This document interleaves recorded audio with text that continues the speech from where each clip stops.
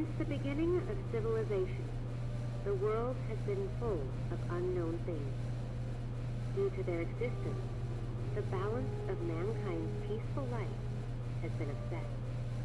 However, no matter how advanced our technology, no matter how great our scientific breakthroughs, there will always be anomalies that cannot be explained. We don't know where they come from, or what their purpose is. These questions plague mankind and affect our daily lives. It's because of this that we founded the SCP Foundation, an organization dedicated to containing anomalous items, individuals, and phenomena. The SCP Foundation is committed to maintaining the normalcy of the world so that people may live free of fear. While ordinary people live in the sunlight, we must fight anomalies in the shadows. We must prevent them from being exposed to the public, so that people may live in a rational and ordinary world. We secure, we contain, we protect.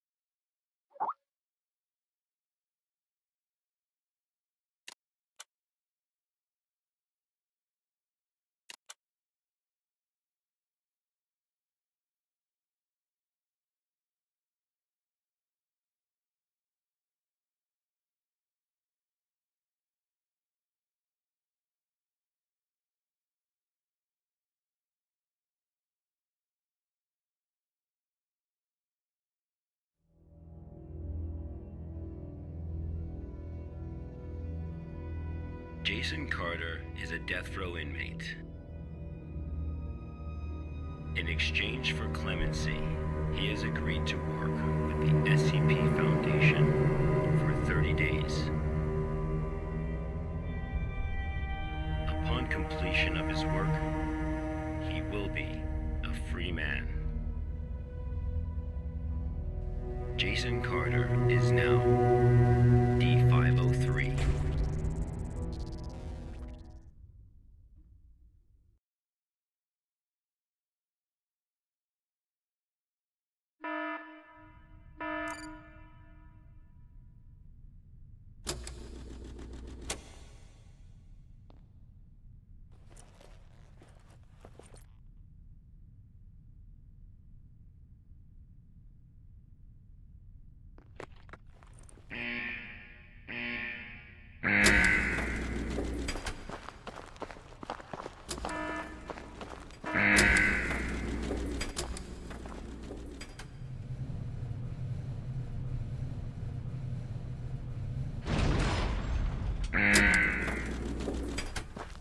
D503 was given no clear instruction of the task to be completed. He must find them out for himself.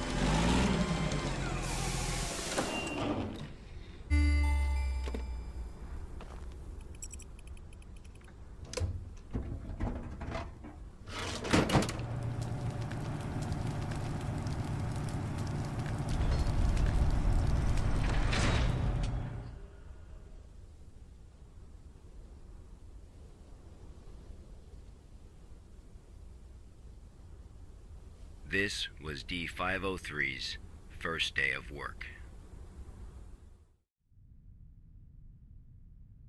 SCP protocol mandates that D503 now undergo a psychological evaluation.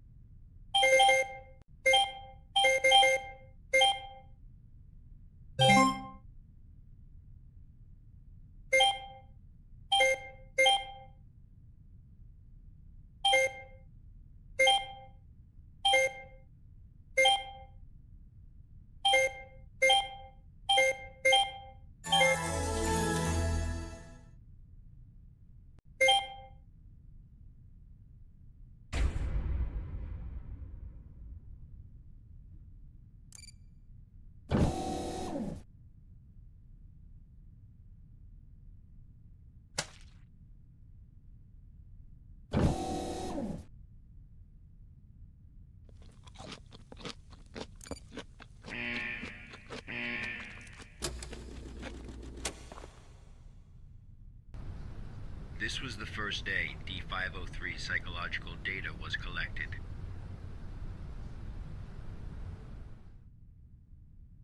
You're probably wondering, how can this job earn freedom for a death row inmate?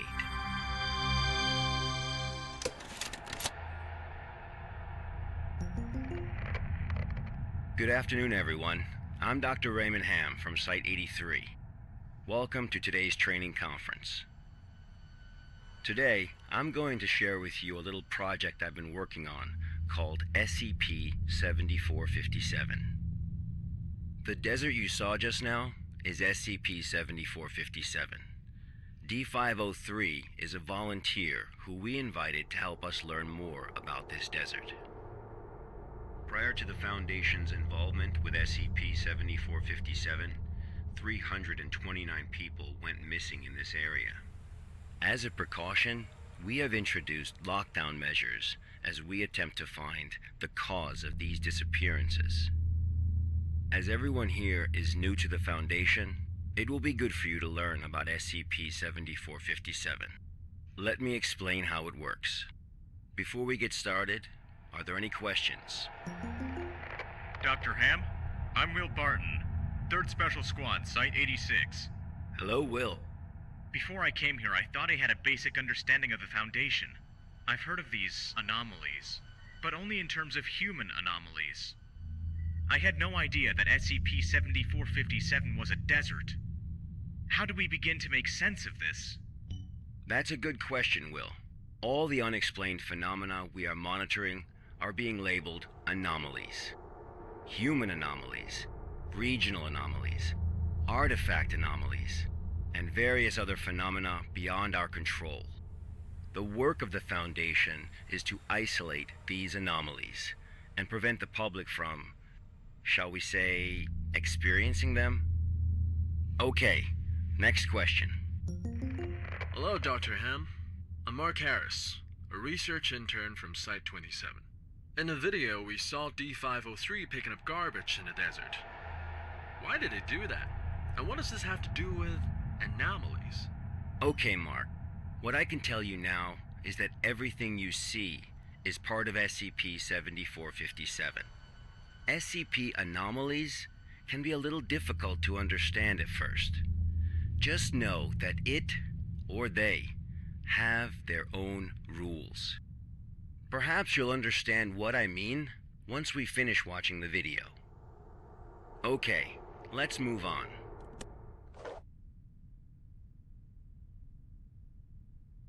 The first week was fairly normal. However, there was an interesting occurrence on the 8th day.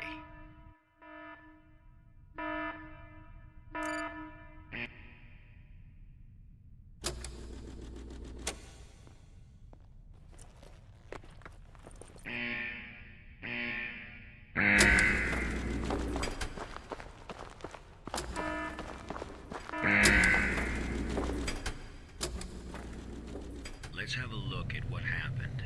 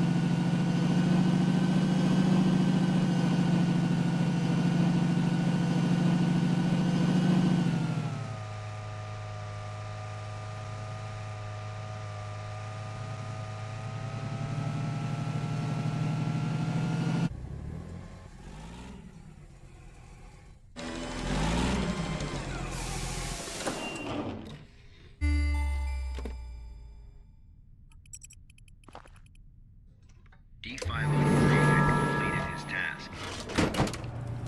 However, he did not realize that he had already encountered his first anomaly.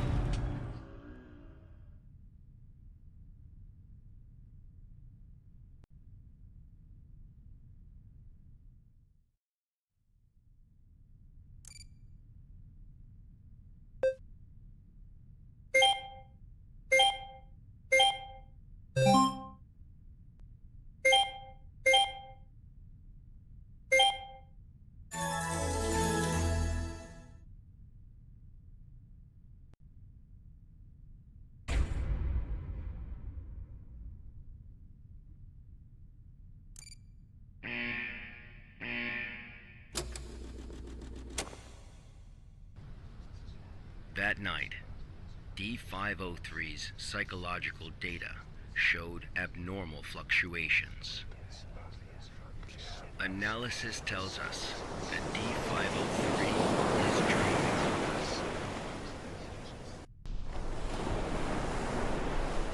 Unfortunately, though, we have no way of knowing what he dreamed of that night.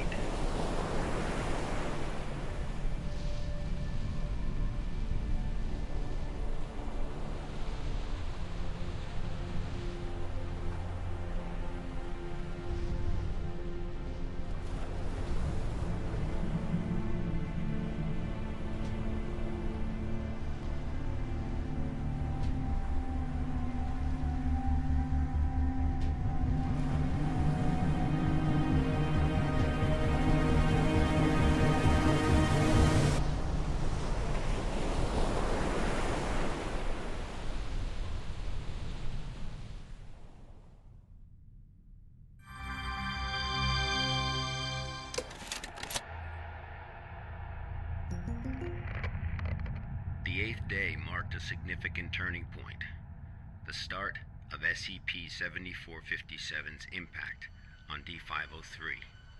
Are there any questions before we go on? Hello, Dr. Ham. I'm Spencer Jones from the Special Operations Department of Site-21. Hello, Spencer. It's still unclear as to why D503 needs to pick up all of this trash. If you wanted to monitor his psychological response to SCP-7457, why not just leave him out in the desert? Why assign him these tasks when there are already psychological evaluations taking place?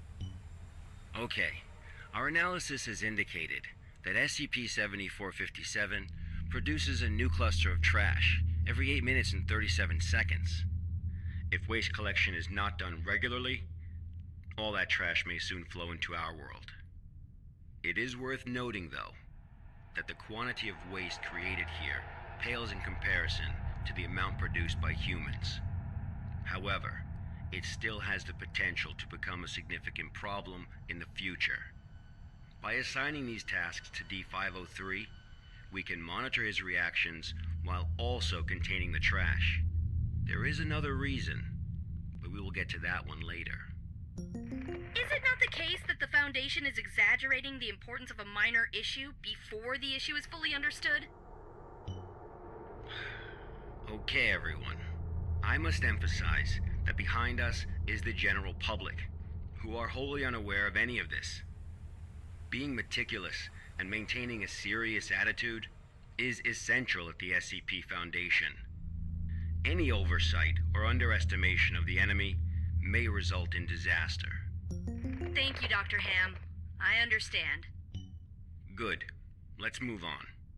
The effects of SCP-7457 on D503 became most obvious on day 15 of the test. Due to the conditions that day, we were only able to track his movements after recovering data from his radar. It was definitely a bad day, perhaps the worst, even for a death row inmate.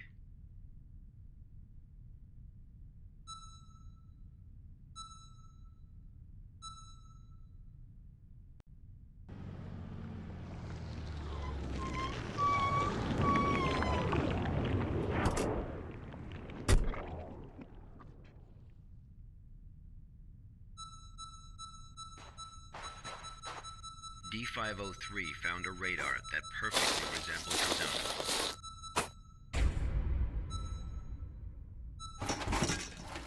However, D503 didn't seem to think much of it.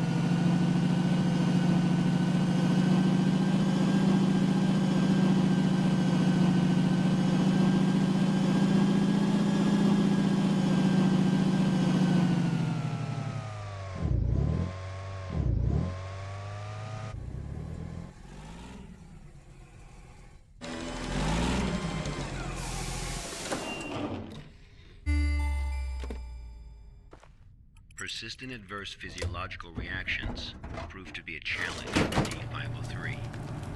He still managed to complete his work on day 15.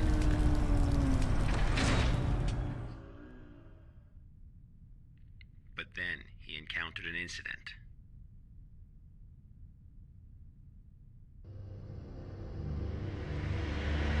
A sandstorm.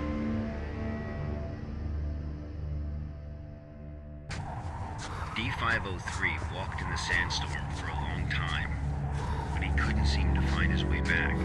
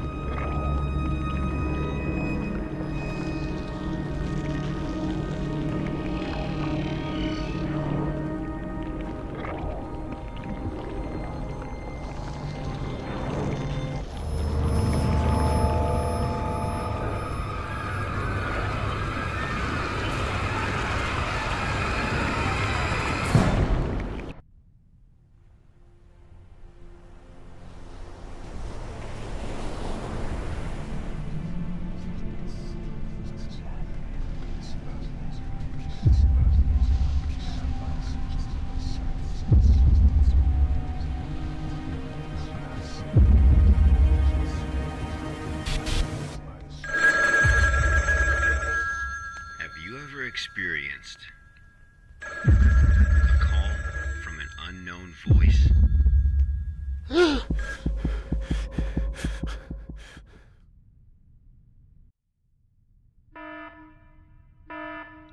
Approximately 13 hours later, a visibly trembling D503 returned to Site 8. We immediately performed a psychological evaluation.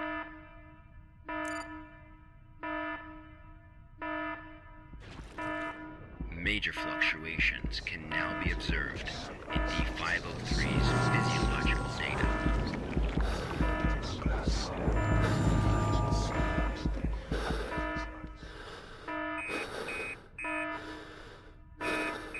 The results of the psychological evaluation were so troubling, we had to abort the mission.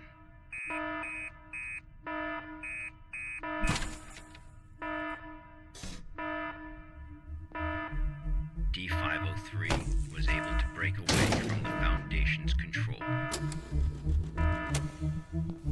He has seen the test results of other Level D personnel who were analyzed at SCP-7457. That's right, none of the Level D personnel at SCP-7457 have ever been able to leave this desert.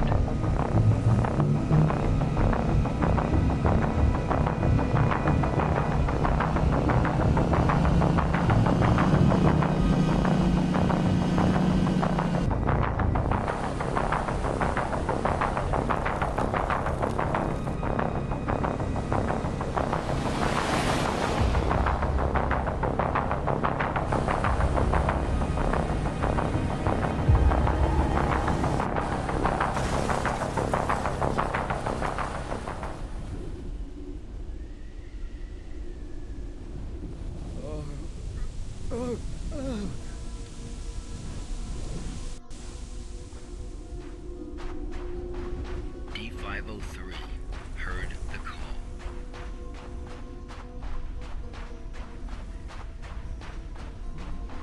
Humans often believe that their fate is in their own hands, that all choices come from their own free will. They don't realize that we humans form only a small part of this world. Out there, in the unknown world, we are as insignificant as a grain of sand in this vast desert.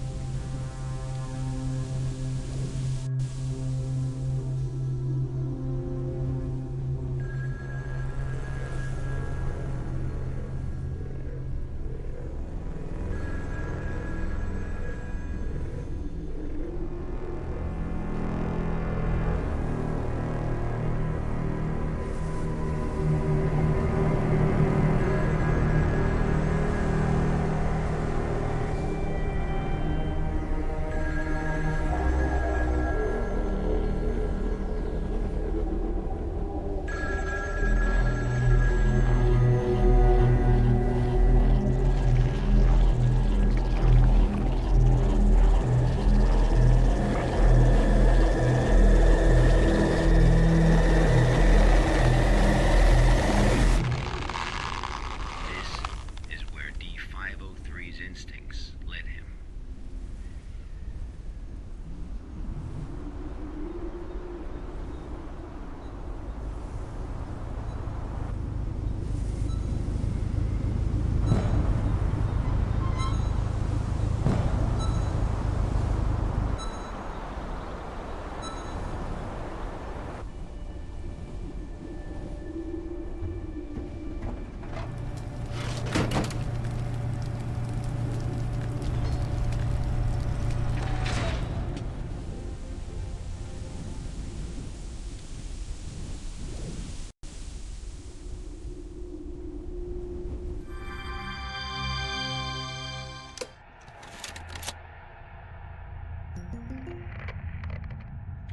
Days later, experiment participant D722 found the radar that had belonged to D503. The radar was 31 miles away from the waste treatment facility. All the data we have came from this radar. People entering SCP-7457 will suffer varying degrees of psychological stress within an acute period. It manifests as a range of neurological and mental disorders, as well as severe and unexplained hallucinations.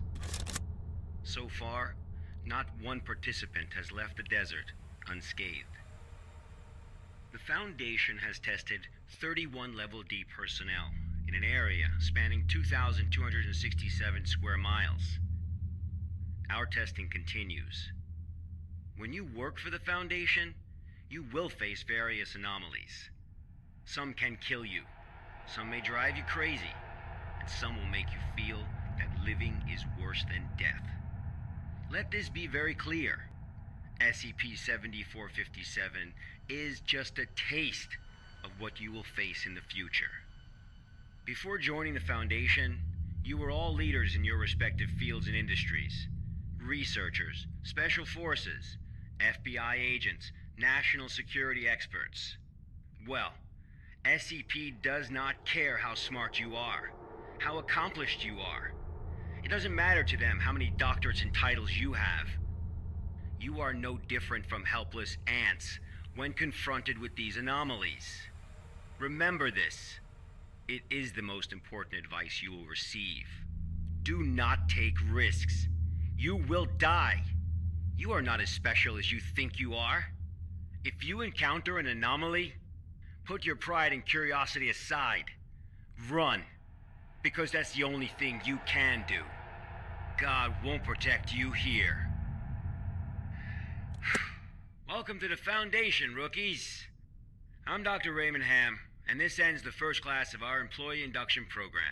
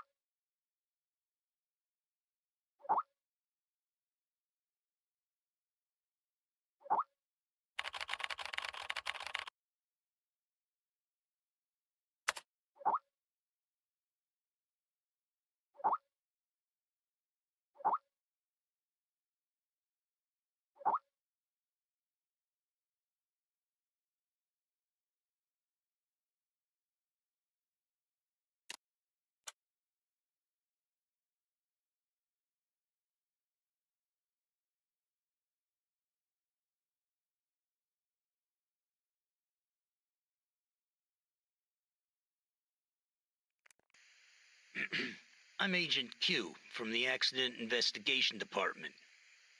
Containment breach occurred at Pony Station, and contact with the Foundation has been lost. Agent Bella Lawrence was given orders to enter Pony Station and retrieve the black box. Following is a transcript of the interview with Bella Lawrence.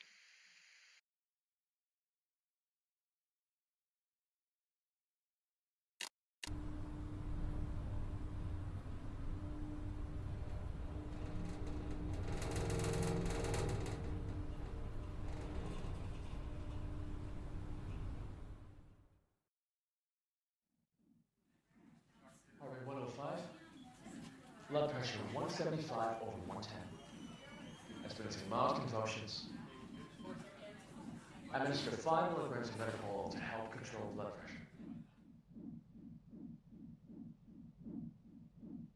Bella? Bella?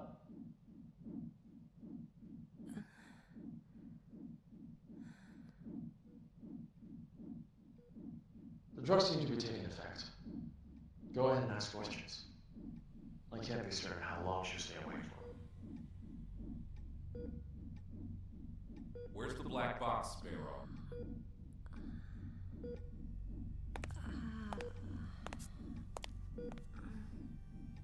3 days ago, you were tasked with investigating the situation at Site 74, Pony Station.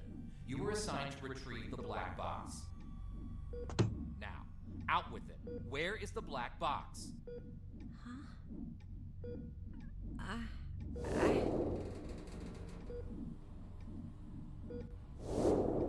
I brought it back. I brought the black box back. Don't lie to us. You never brought it back. No, that's impossible. I remember. I completed my assigned task. I swear. Shit, my head. All right, here now. This isn't an interrogation. We're not here to lay blame or point any fingers.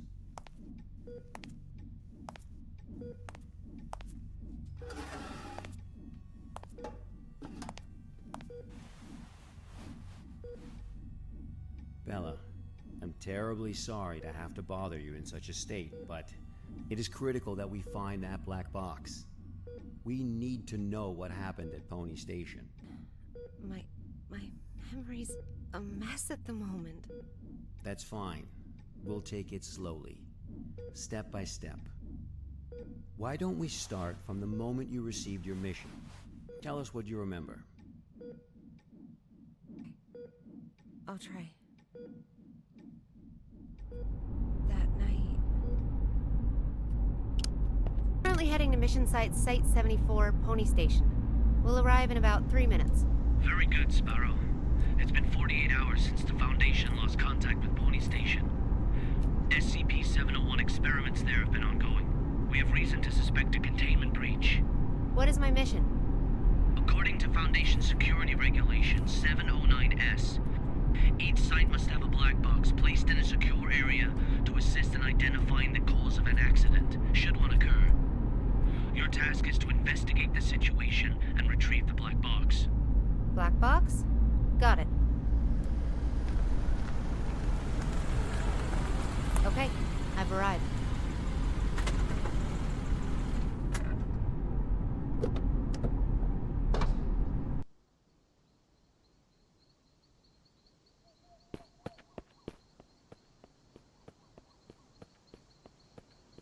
I'm able to observe the mission site from here, but it doesn't seem like one of the Foundation's secure facilities.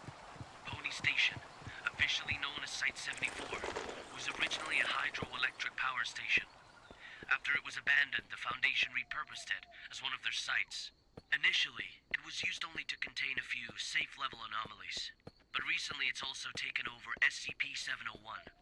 I don't know all the details. We won't know the truth until you retrieve the black box. Got it. I'll complete the task as instructed and retrieve the black box.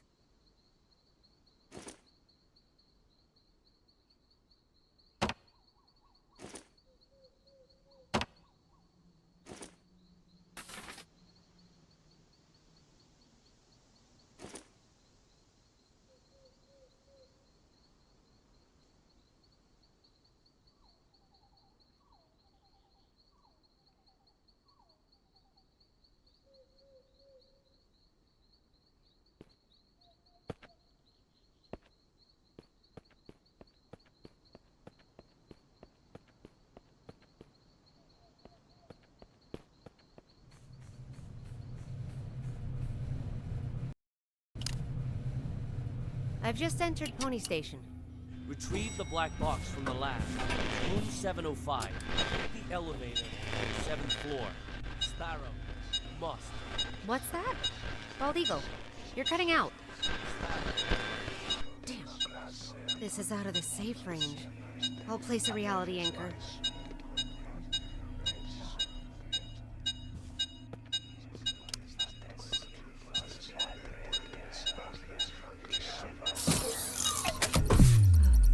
Okay. Much better. Now let's find that elevator.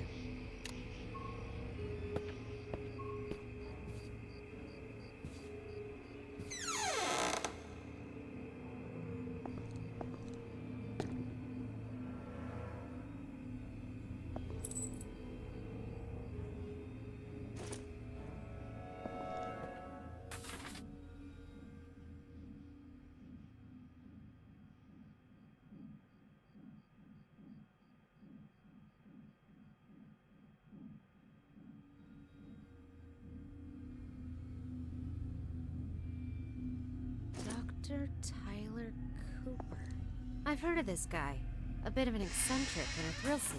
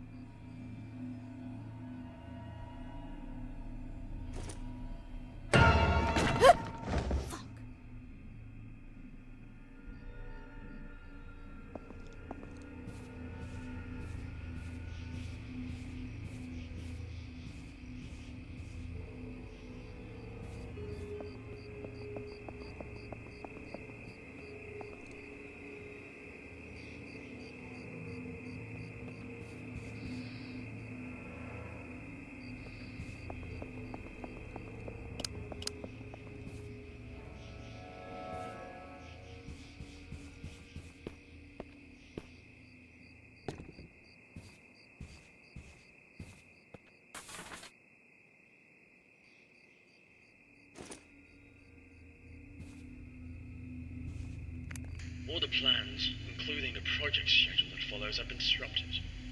The actors of the whole site is theirs.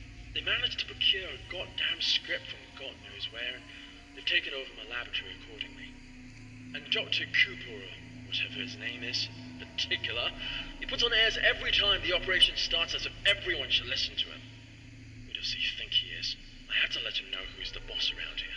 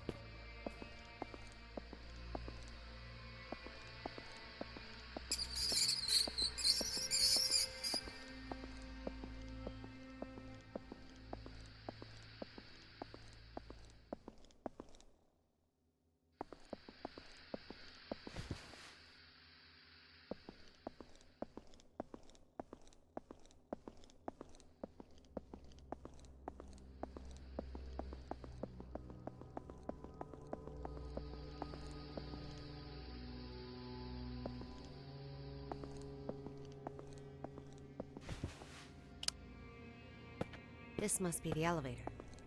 To the 7th floor, then.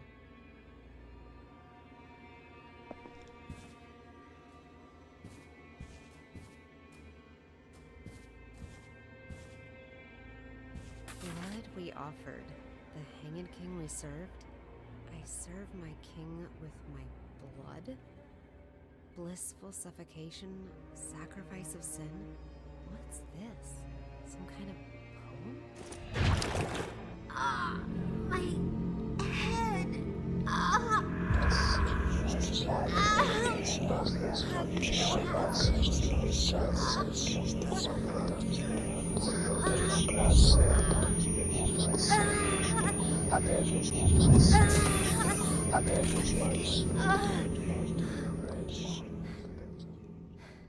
Holy shit!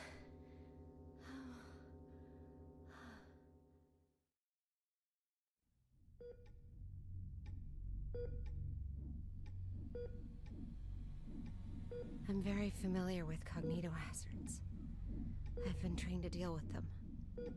But this wasn't anything like that. I couldn't breathe. It was like there was a knot tied around my throat. I was weightless, hanging, gasping. No matter how much I struggled, nothing helped. That does sound terrifying. But perhaps it was just a nightmare, though. No. We wake up from nightmares. Not from this.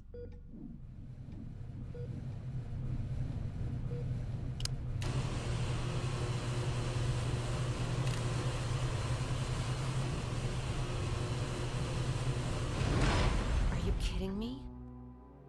It's even lower than before. I've got to place the reality in.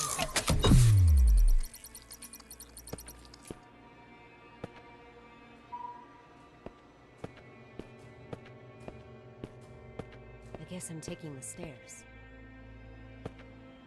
It's locked.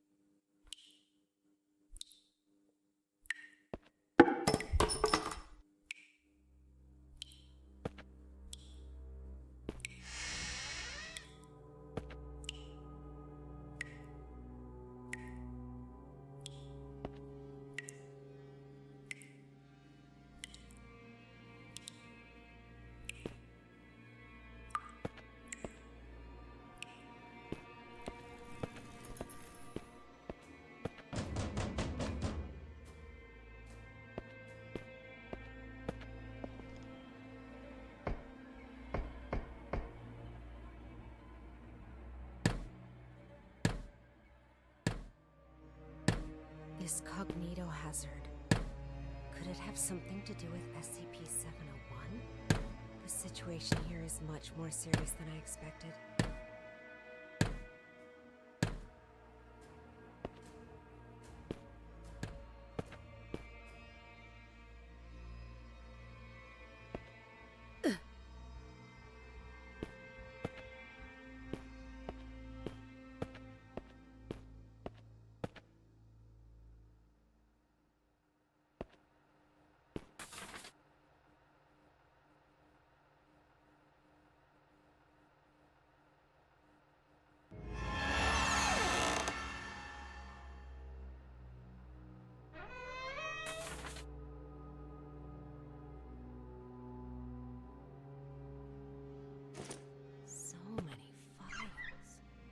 This must be the archive room.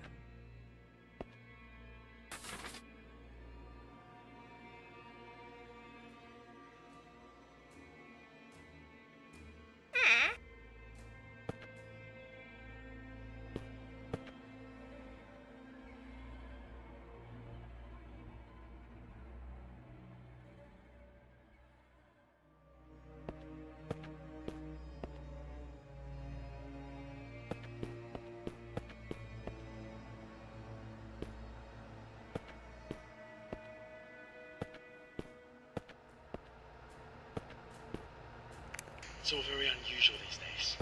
Many people have come to the site, but they haven't registered with the authorities. I've heard that Cooper and his team are rehearsing a script into a play, and that all participants are required to record their daily status. My experiment has to be put on hold because there's no one left to work on it. It's not right. I'll write an email to the minister and inform him of the malpractice going on here. Who's there?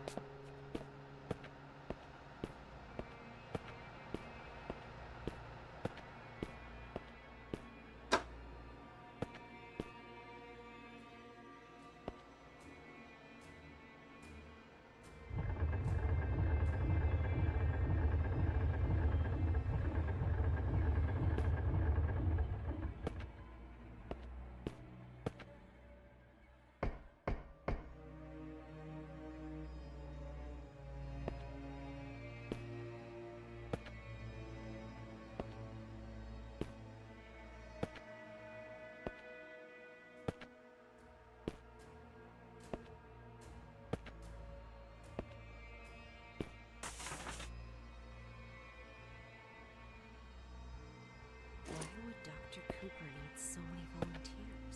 And what on earth is this SCP-701?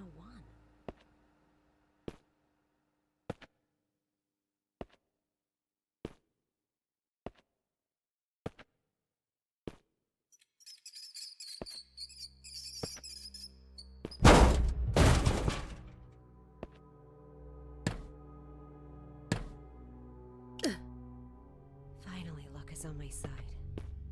This ought to get me to the 7th floor.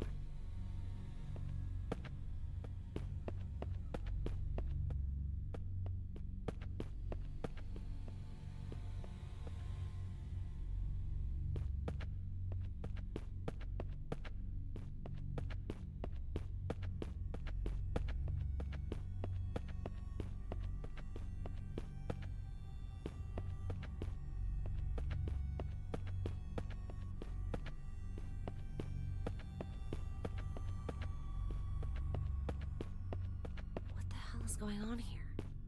4th floor again?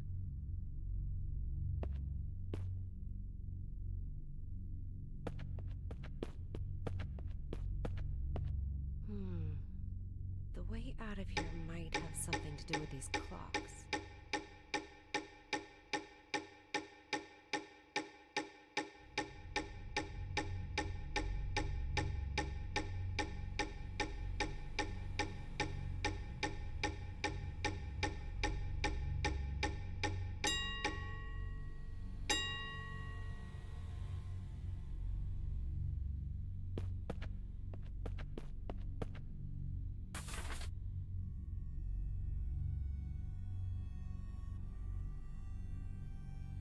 Rehearsal notice?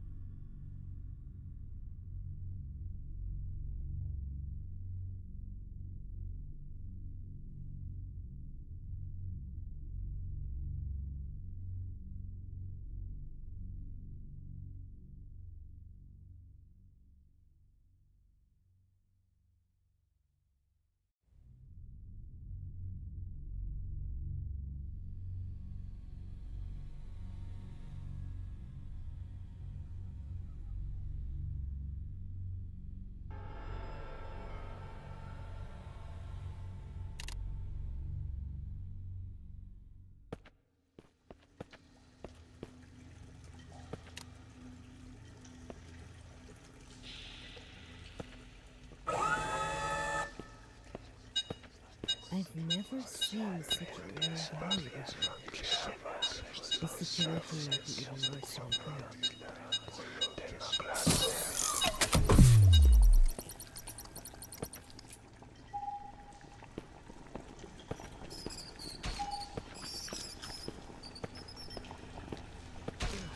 What is that smell? When was the last time they cleaned this place?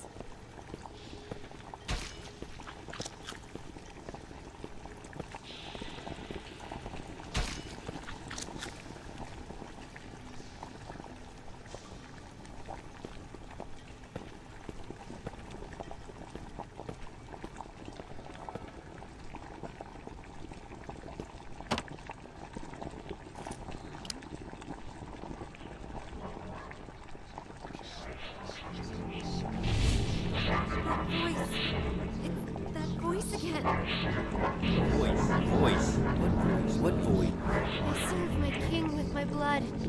Blissful suffocation to Tell us what it's saying. sacrifice of sin. No! Bella, are you feeling better now?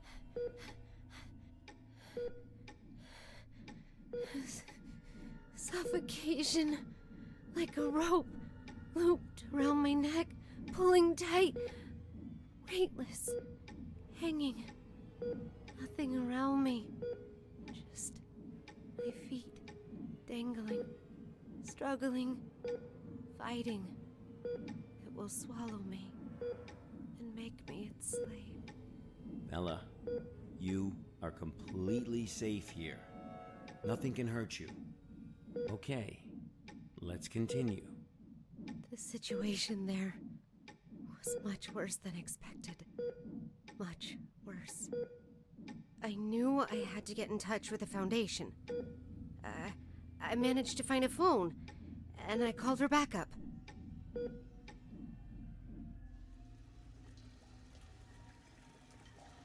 This is Sparrow, 09868, for Bald Eagle. I'm at Pony Station on the 7th floor. The situation here is much worse than expected. I need backup. Bella, are you sure this is actually what happened? What do you mean? Yes, of course I'm sure. Come on, Bella. Try and focus. What are you talking about? Bella, you never made that phone call. Of course I... What? Pony Station was completely cut off. There was no contact with the outside world whatsoever. A phone call? That would have been impossible. No, but I saw... What did you see, Bella? Tell us what you saw.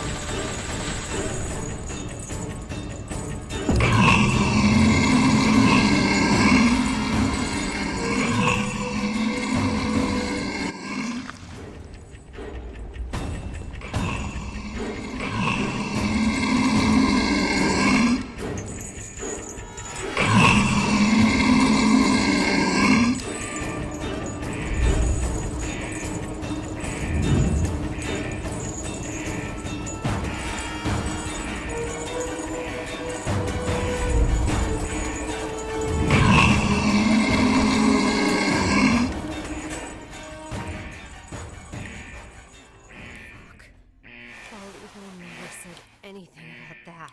Bastard.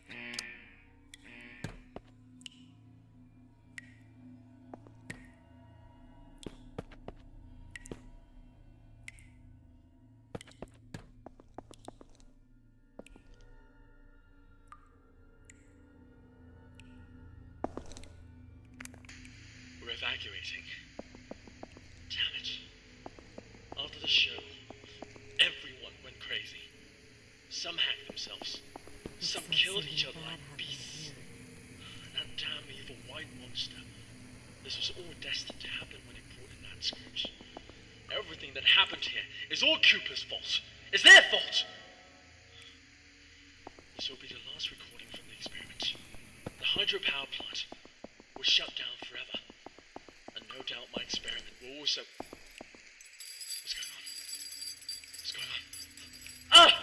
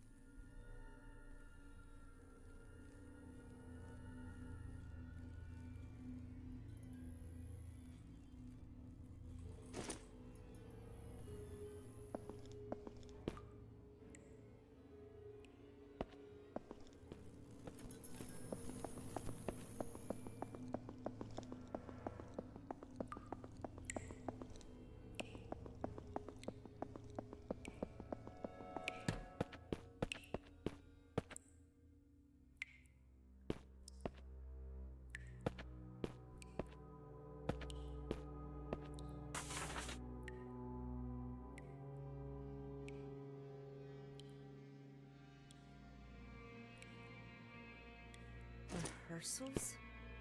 A play? What is up with this SCP-701 experiment?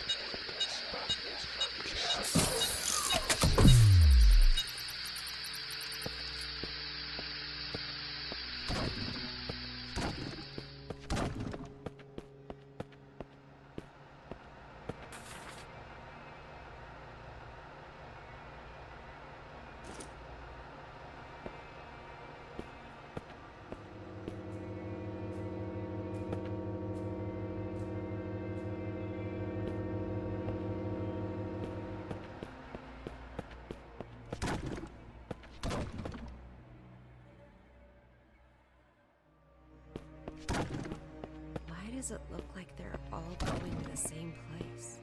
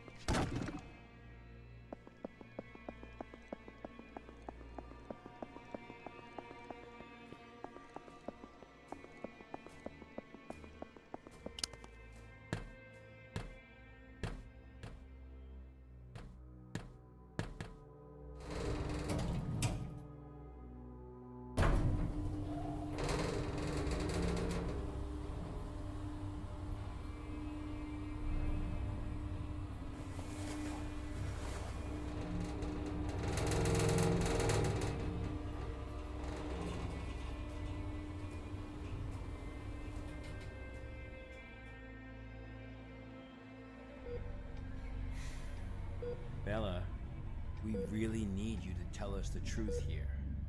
What do you mean? I'm telling you the truth. I completed my task. I retrieved the black box from Pony Station. Looks like the cognito hazards really did a number on her. What are you talking about? I'm fine. Bella, there was no black box in sight when we found you. That's impossible. I'm positive. I know I had it in the escape elevator. And there is no escape elevator in Pony Station. None of what you're saying adds up. But that's impossible. It's just impossible. Look at me, Bella. Try and focus. What really happened? What really happened? Bella, think carefully. I...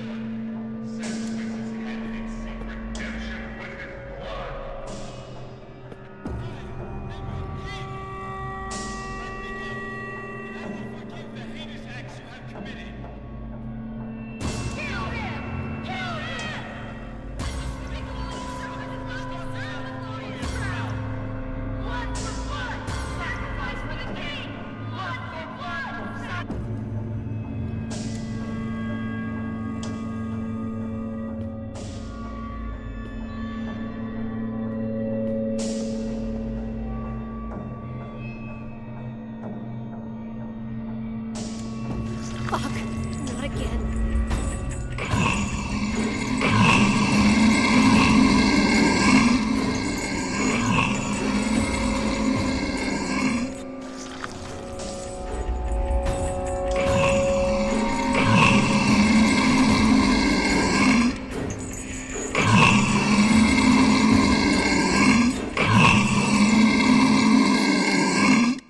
Pony Station will have to be locked down. That much is for certain. So SCP-701 is a script. One performance in all of Pony Station's ruined. Dr. Cooper, what have you done? It's those Americans again. Where are they heading? But where have all those volunteers gone?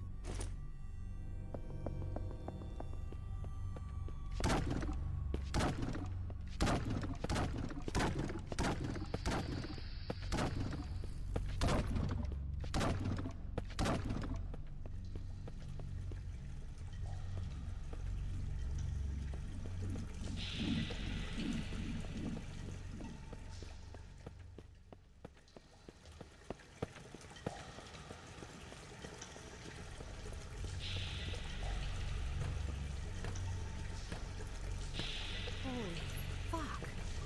Guess this is the ending of that performance. SCP-701. The Hanged King's Tragedy.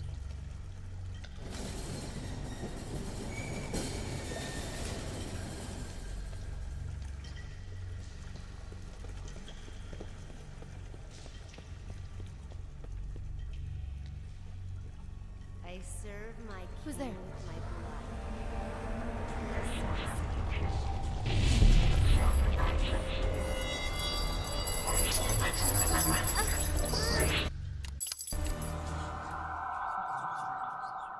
What the fuck?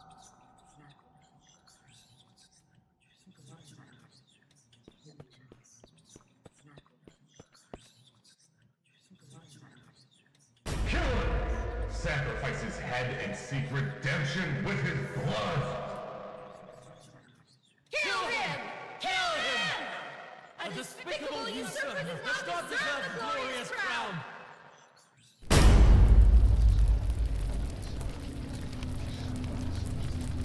What is going on? It's the goddamn cognito hazard again. I need to leave right now.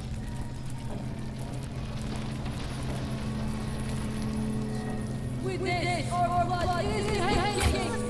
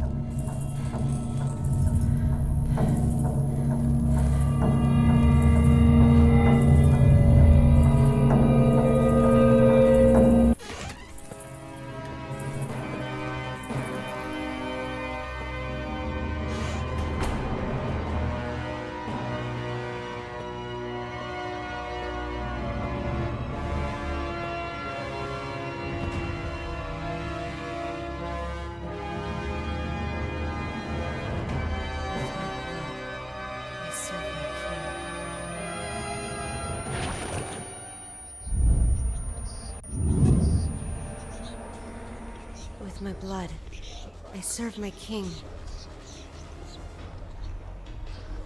With my blood, I serve my king.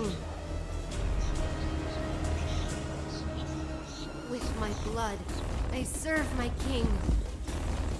With my blood, I serve my king. With my blood, I serve my king. With my blood, I serve my king.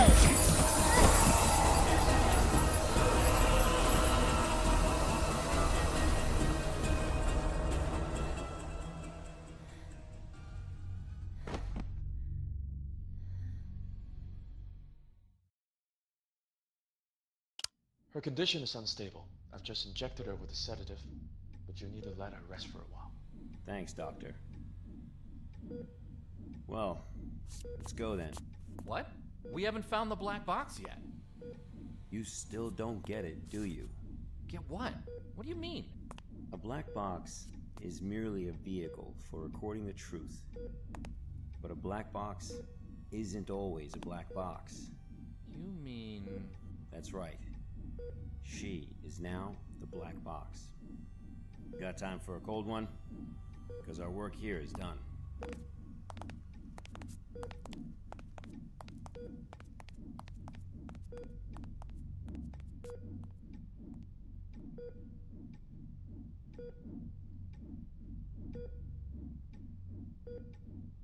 I serve my king with my blood. Blissful suffocation. Sacrifice of sin.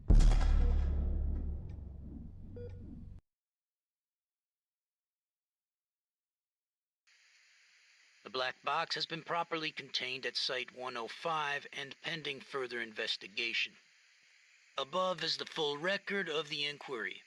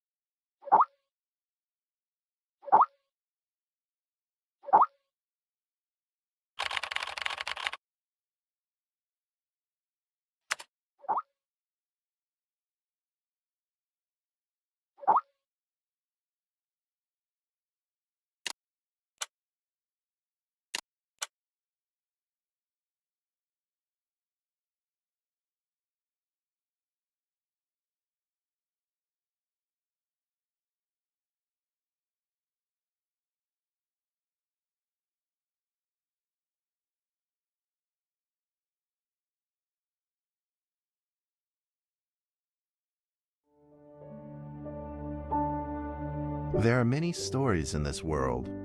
Some are read widely all over the world. Some are hidden in dust and known only by a handful of people.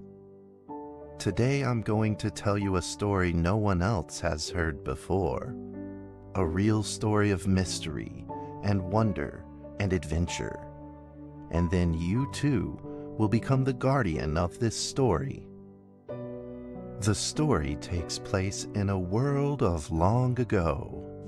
The hero of our story is a little boy. His name is Daniel.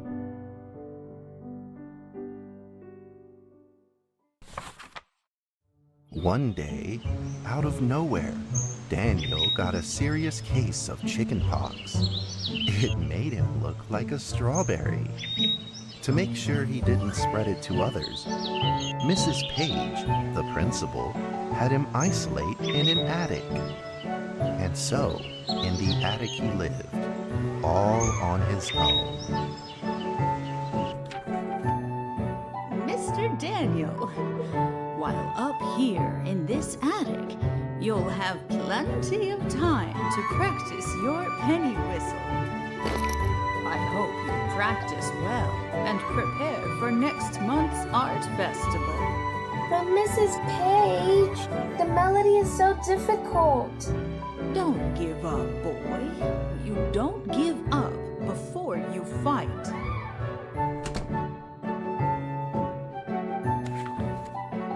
Daniel was reluctant at first, but he trusted Mrs. Page, and he knew he should listen. And so he practiced the penny whistle.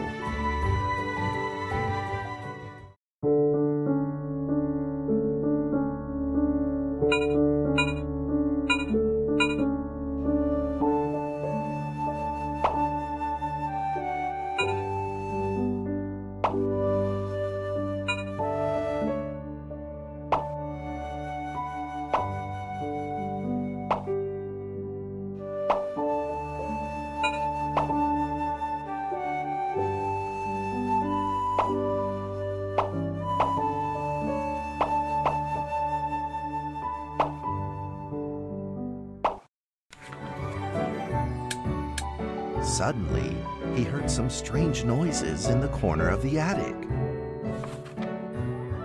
Huh? Who's there? Daniel decided to go over and take a look.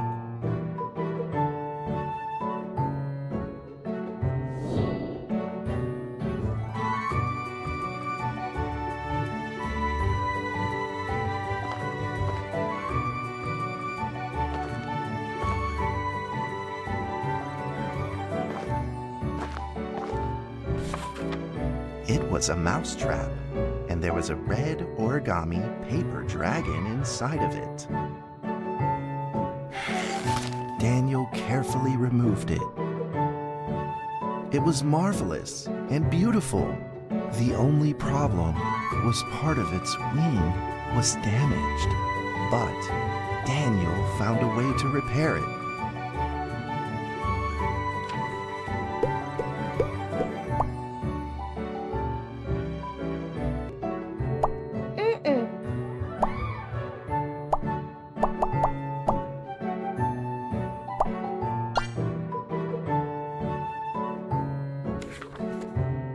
Daniel held the repaired paper dragon high up in the air, imagining that it soared over all the world below. He played and played with the paper dragon. Wee! Woo! Dragon! Soar! In the warm afternoon sun, Daniel had to fight his eyelids just to keep them open.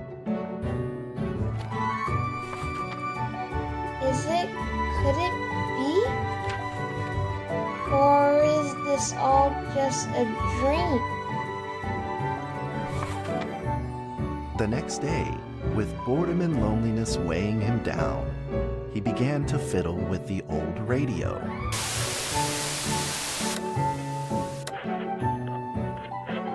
Our town is located in the plains, where earthquakes are not particularly common. Although there are 17 fault zones around us, they are all inactive.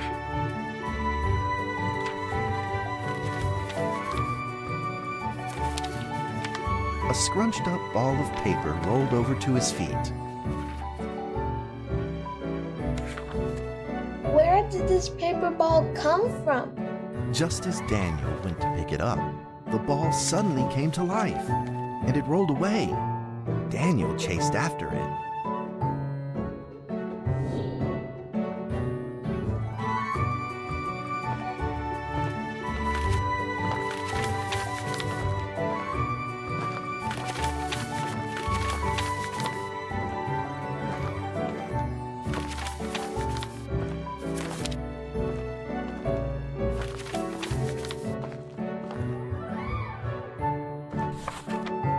Just as he was about to seize the rolling paper ball, suddenly, terrible sparks erupted from it. Before his very eyes, the paper ball began to grow bigger and bigger. At that moment, a red figure suddenly appeared. The red figure quickly subdued the paper ball and threw it into a cardboard box. Daniel studied the red figure carefully. It had a sticker on its fluttering wing. It was the paper dragon. I wasn't dreaming. Thank you for saving me. Daniel was grateful and very happy. He walked closer to the paper dragon, but the paper dragon seemed timid and afraid and backed away. Just then, Daniel had an idea. He took out his penny whistle and slowly played a tune.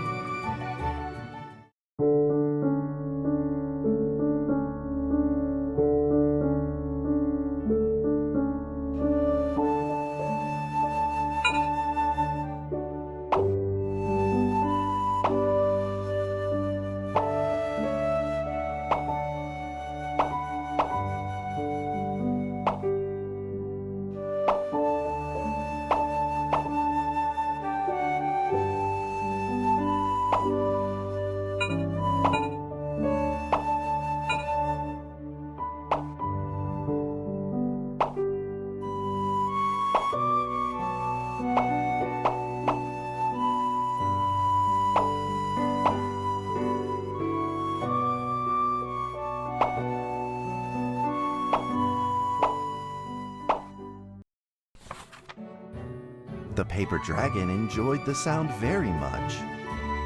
It began to move along with the rhythm, flipping up and down in the air. Soon the two were playing and dancing, just like old friends.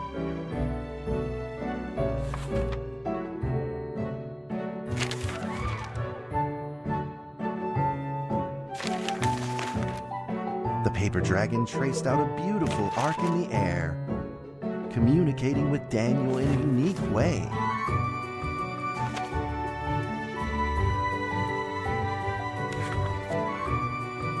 My cherished friend, after many long years, we finally meet again. Tell me, how has your family been? A great thank you for playing that music for me.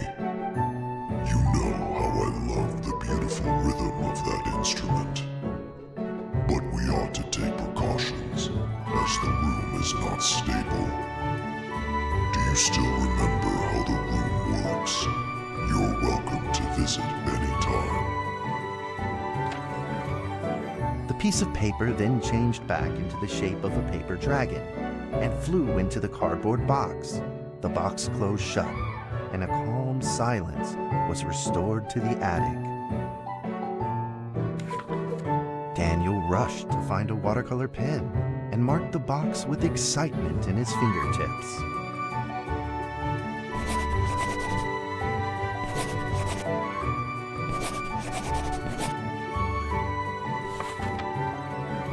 Over the next few days, the paper dragon came out often to play with Daniel. During this time, Daniel introduced many of his friends to the paper dragon.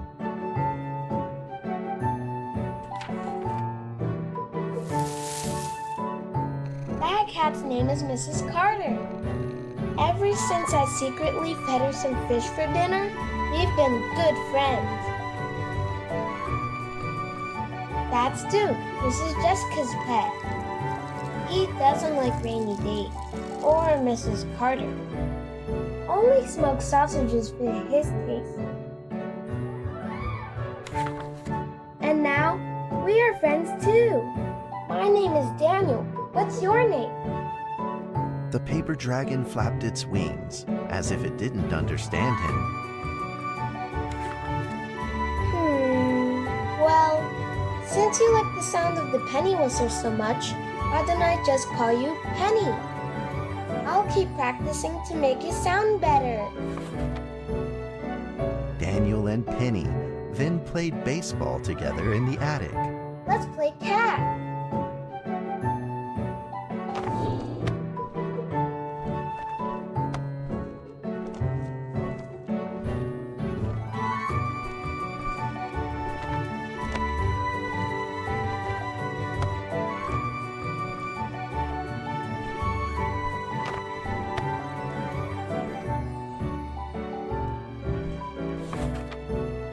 But just as they were in the middle of enjoying themselves, a violent shaking suddenly rose from the ground.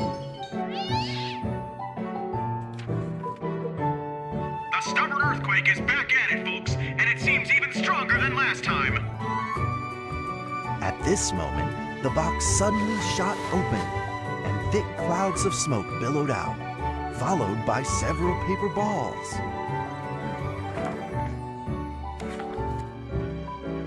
Penny attacked the paper balls without a moment's hesitation and promptly threw them back into the box. Penny then flew around in front of Daniel and rushed right back into the box. As the box closed, the earthquake stopped. Facing a friend's farewell without a formal goodbye, Daniel felt confused and lost. He moved the box to the center of the attic. Facing it, he practiced his penny whistle day in and day out.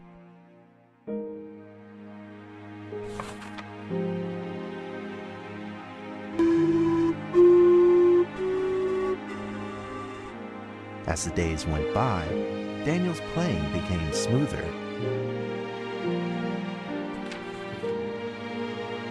One day, the box suddenly began to move.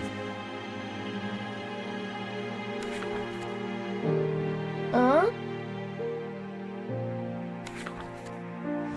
1, 2, 3, 4. This time there were 4 paper dragons. But they weren't alone. Enemies began to jump out of the box too. Earthquake! Another earthquake! This time it's reached a magnitude of 5.8! In that small attic, the 4 paper dragons fought fiercely against the paper balls. This time, the paper balls used new tactics. They grouped together into a single monstrous ball of paper. It began to shoot strong bursts of electric sparks at the paper dragons as they flew through the air. As they were hit, the paper dragons fell from the air, one after the other. Seeing the injured paper dragons, Daniel felt very distressed and anxious. Just then, one of the paper dragons painfully started to fly and gathered the remainder of its power. The paper dragon transformed into a great beam of light and dove straight down to pierce through the monstrous paper ball. And then came another paper dragon.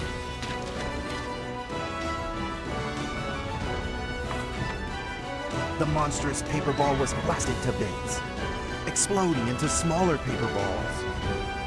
Trembling, they struggled to escape back into the box. The sacrificed paper dragons were reduced to swirling shreds of paper, and a silence pervaded. Peace and tranquility were restored once again to the attic. Daniel saw the remaining 2 paper dragons lying on the floor, badly wounded. He rushed to grab some stickers and treated them at once.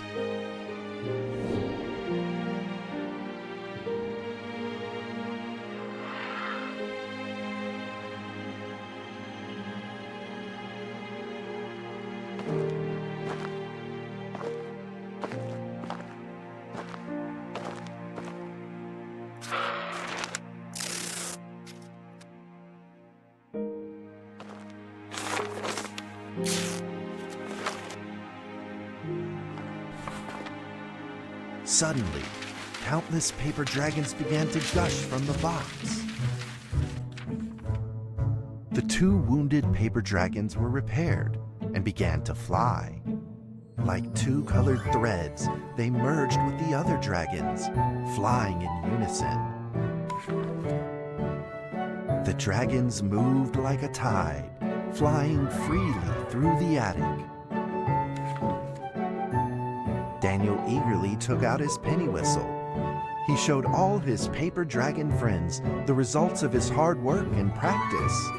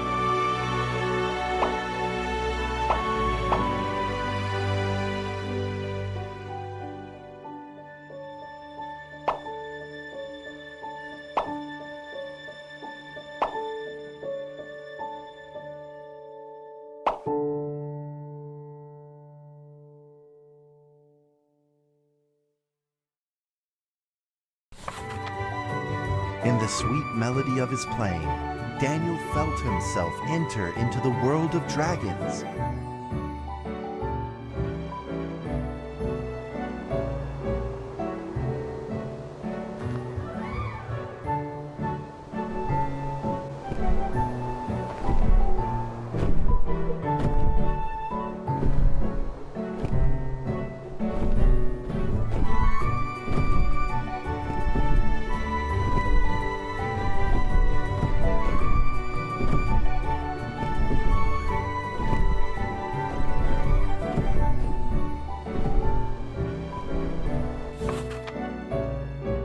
Paper dragons merged into a long letter and floated down towards Daniel to tell their story.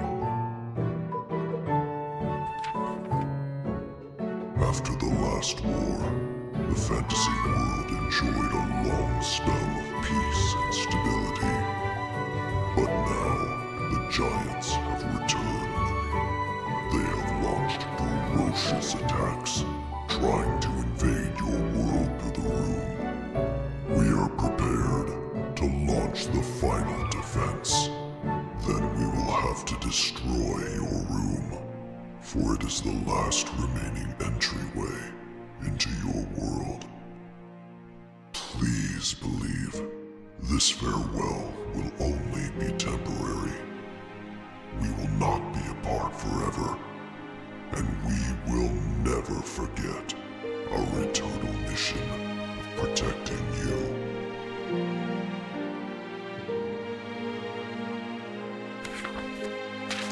At that moment, the paper dragons flew back into the box. Daniel still couldn't fully understand what the paper dragons had meant, but he had a vague feeling in his heart that he may never see his new friends again. A few days later, Daniel's chickenpox had fully recovered. He could now play the penny whistle very, very well. But the paper dragons never returned.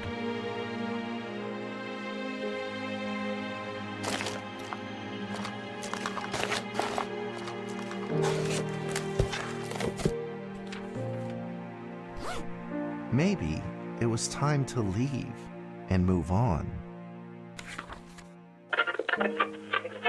Earthquake warning! Magnitude 6.2! A massive earthquake is hitting our town! All townspeople, please leave your houses immediately and move to safe open spaces! Just then, countless paper dragons shot from the cardboard box. However, it seemed like they were under attack, spinning and falling through the air in confusion. What's happening? Daniel quickly grabbed the stickers out from his bag and did his best to heal the injured paper dragons.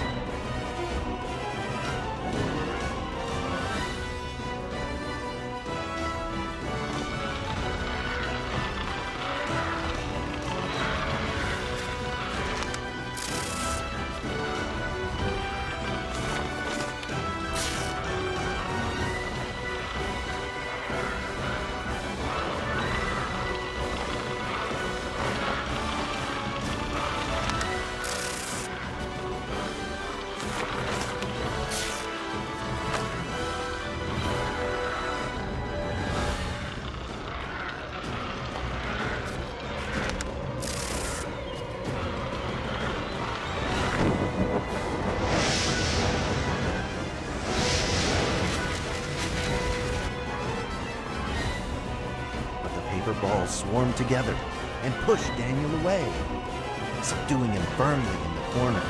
He couldn't move. Suddenly, ominous clouds rose from the box, and a violent lightning flashed through the room. The figure of a giant slowly emerged from the thick clouds, and the entire attic became overwhelmed with its evil aura.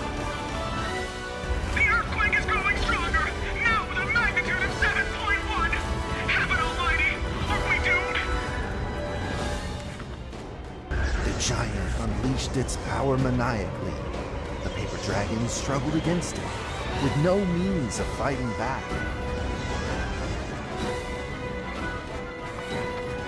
At this critical moment, two paper dragons shined brilliantly.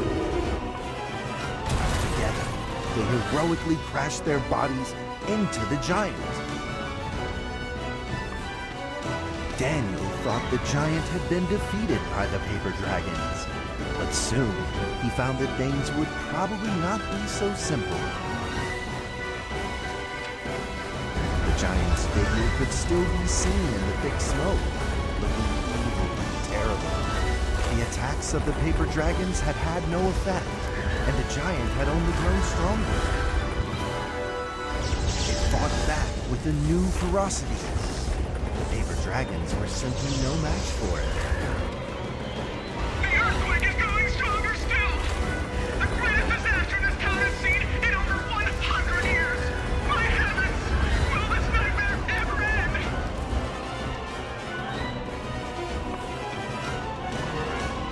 With the paper dragons now all but defeated, Daniel spotted a frail figure in the distance. It was Penny. It flew gently in front of Daniel and affectionately rubbed its head against his fingers, as if this whole crisis had never happened. Daniel felt like Penny was trying to tell him something, but he didn't quite understand what. Penny then left Daniel and soared into the air with a determination in its wings. Suddenly, the other paper dragons seemed to be summoned. They flew through the air, all together in unison, responding to the call without an ounce of hesitation. At that moment, Penny turned into a great red beam and rushed fast towards the giant. The other dragons followed, shining together like a shooting star. At that moment, Daniel seemed to see a real dragon flying. No!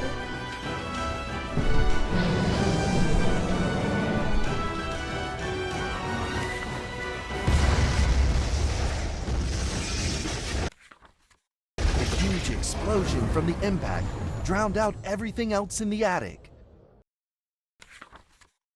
The attic rained down with countless pieces of paper, the leftover scraps of the paper dragons. Daniel wanted to collect all of the pieces. He thought he could still fix them.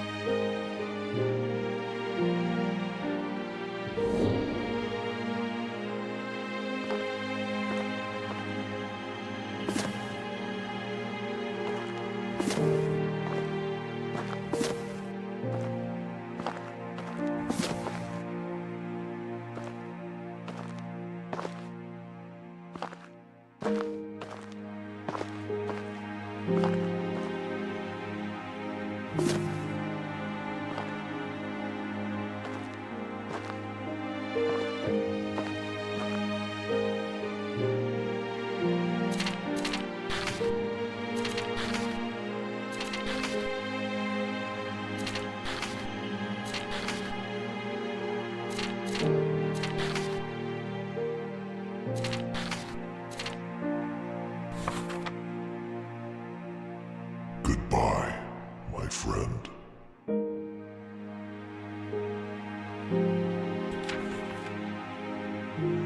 The nightmare is over.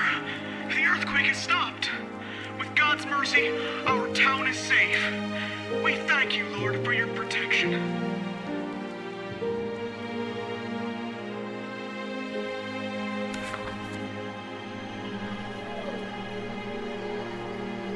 A few days later, the art festival was held as scheduled. Daniel attended the show with his penny whistle.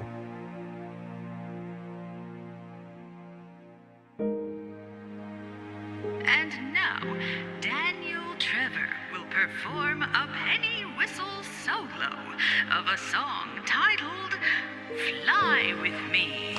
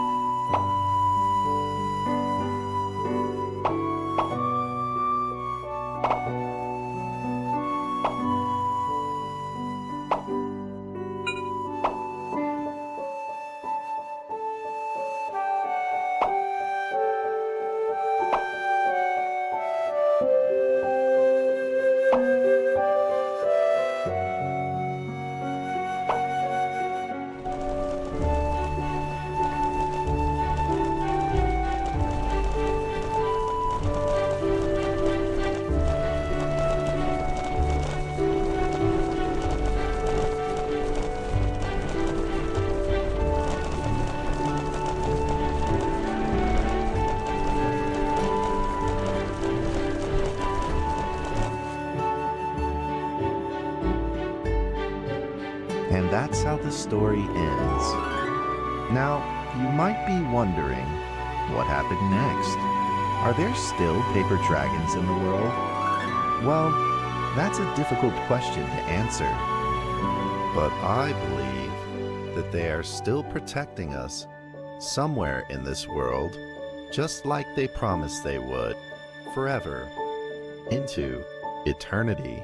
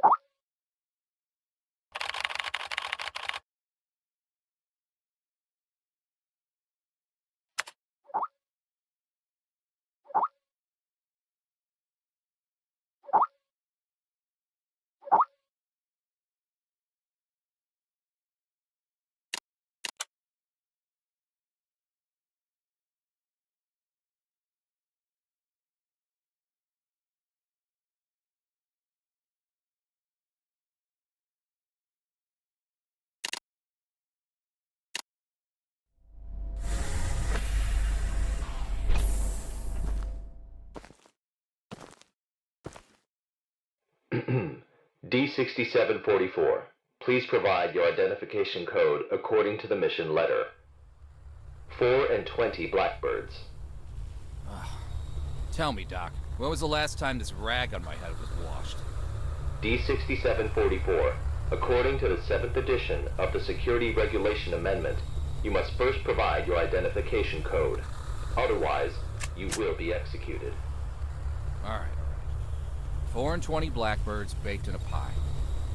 You're a real fan of these formalities. Everything's got to be right by the book with you. Oh, God. Fuck.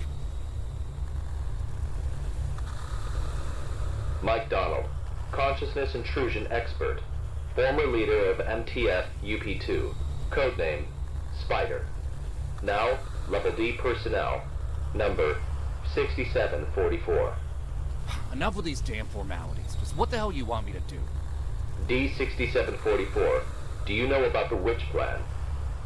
I've heard the name, that's all. The plan is under the direct command of O5. Every last detail of the plan is protected by the strictest confidential terms. So what?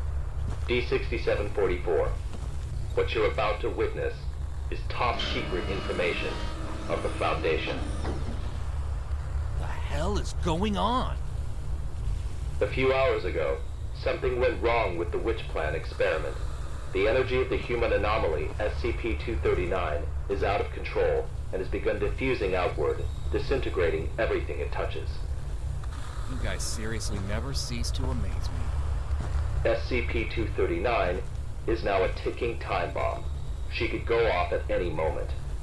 D6744, I need you to enter the consciousness of SCP-239 to stop this bomb from exploding. The neural key is fully charged and ready to enter the target consciousness space. Begin the program. Consciousness begins to link. Start D6744, we don't have much time left. 3, 2, incise.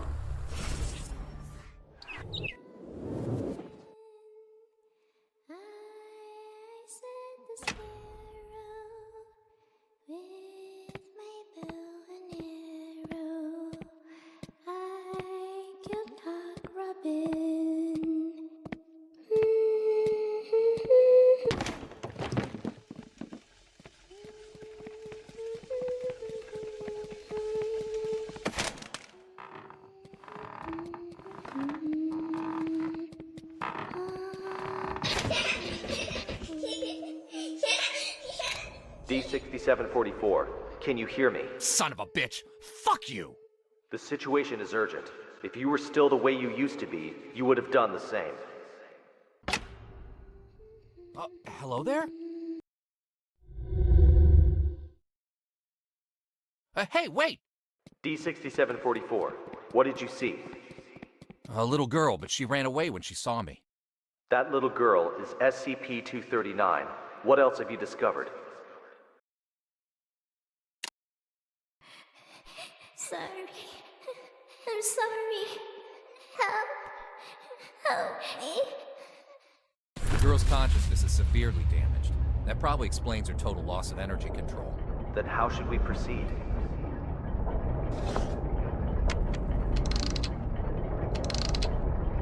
I'll have to enter her preconscious.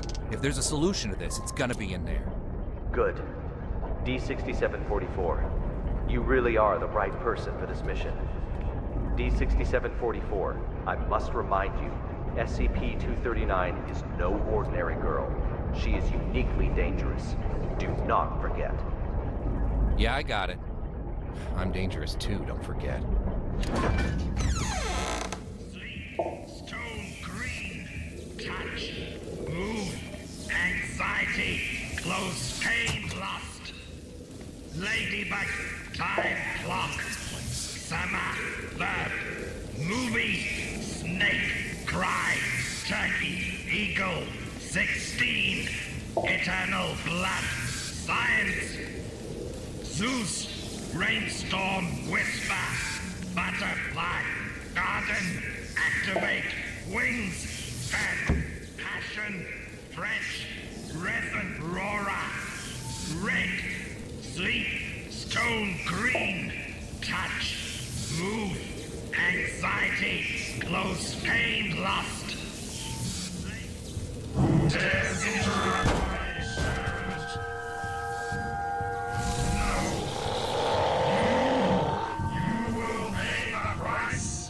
Holy mother of...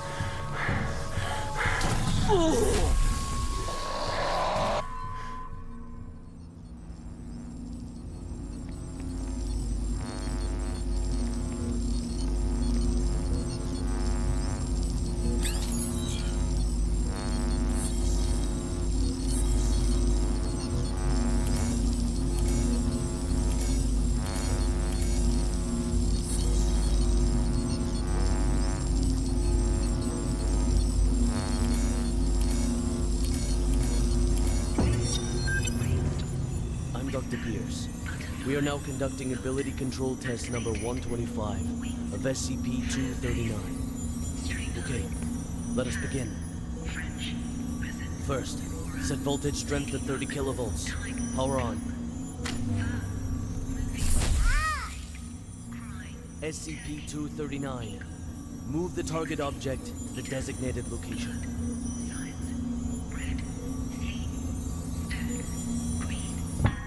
Ability control test number 125 has failed. The voltage intensity must be insufficient. I'll need a new test site, along with new equipment that can handle a greater voltage load.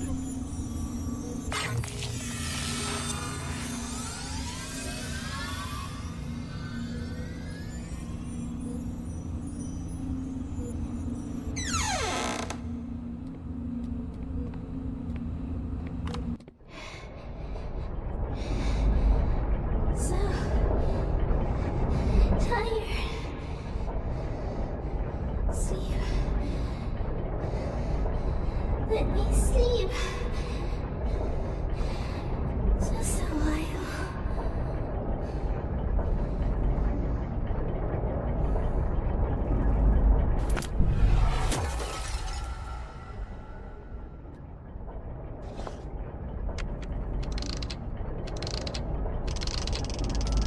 Bird's Nest calling D6744. Do you copy? Copy. The energy of SCP-239 is still diffusing outward. What's your situation? Situation's more complicated than I thought. I'm gonna need more time. Be quick about it. I got it. Quit rushing me.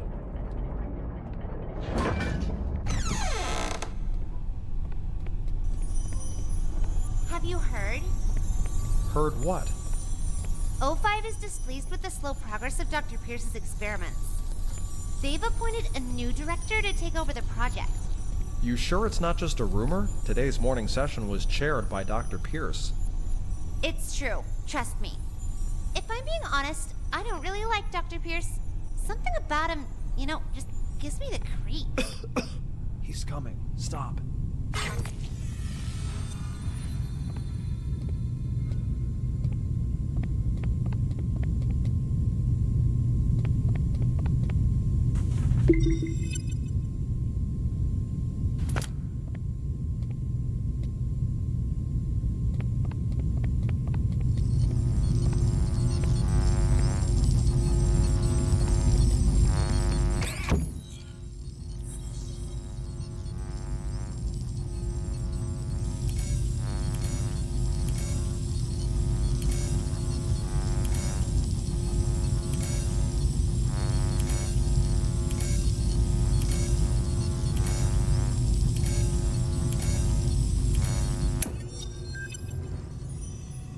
How are the preparations for the experiment coming along? Equipment's been checked. Everything is ready. Good. Anything to be aware of? Sam went to the counseling room after yesterday's experiment. Give him an injection of amnestic agent, and let Arthur take his place.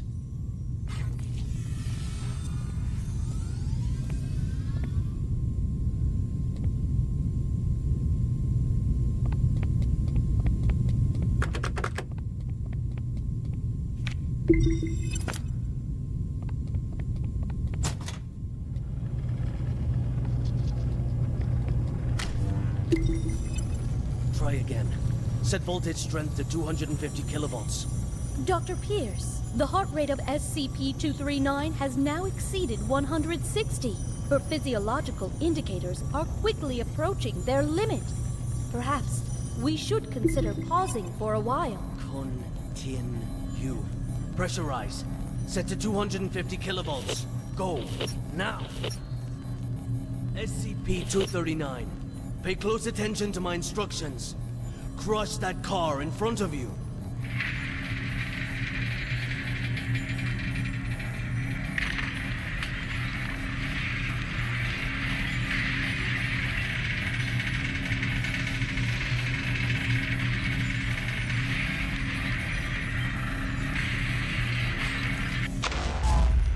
What's the meaning of this?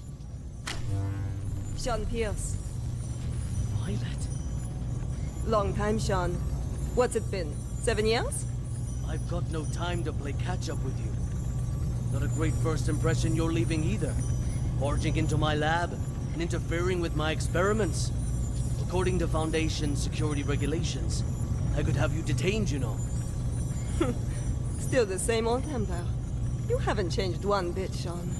Well, if you want to talk business, then let's talk business. You should have a look at this first. This is... No. This is O5's mandate. Effective immediately. Witch plant and all SCP-239 experiments will be led by me. No, that's... No! This is a mistake! It's not possible! Don't take it personal, Sean. The simple fact is that the development of SCP-239 is moving too slow. They want a more ambitious approach. A new process, if you will. A new process? What new process? Just what do you know about process? Please, Violet, enlighten me.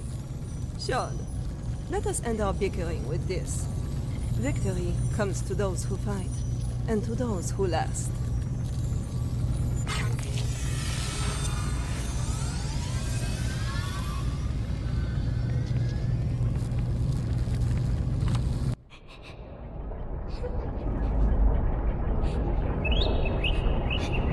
Who are you? Are you here to play?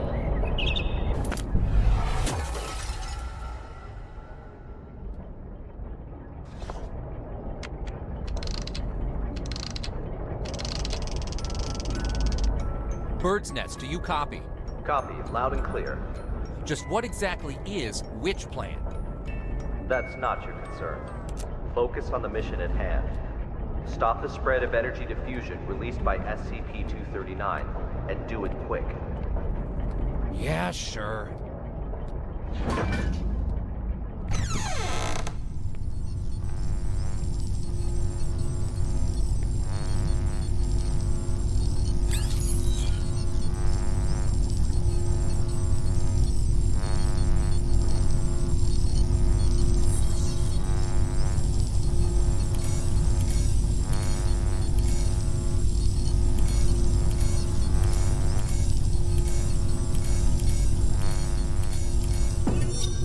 Director Tattoo.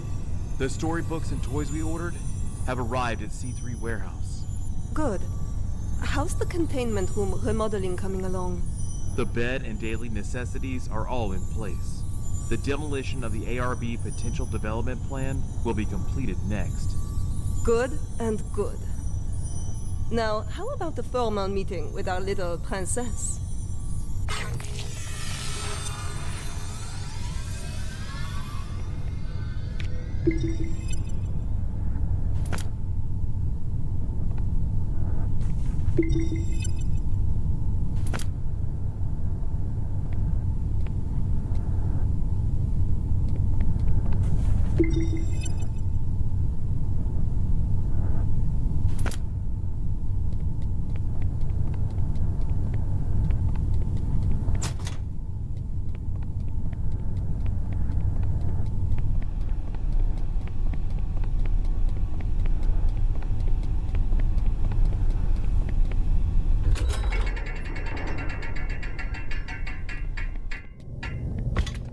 Hello there!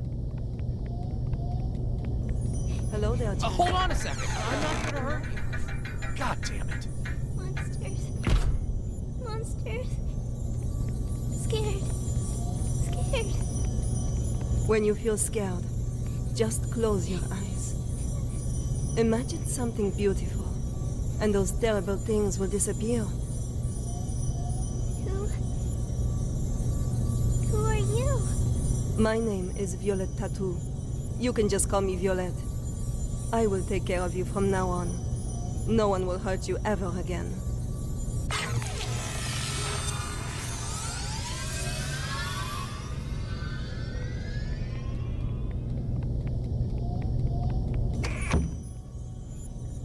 All right. That's it for today's bedtime story. We'll have a little test tomorrow. You need your rest. Afraid. Sleep. Nightmares. SCP-239, are you afraid of having nightmares again? Yes. Afraid. Just remember what I told you. When you feel scared, just close your eyes. Imagine your little friends in the stories all running out of their books to come play with you. Then you won't be afraid. Get some sleep now. Remember to imagine those beautiful images. Close eyes. Imagine. Imagine. Beautiful images.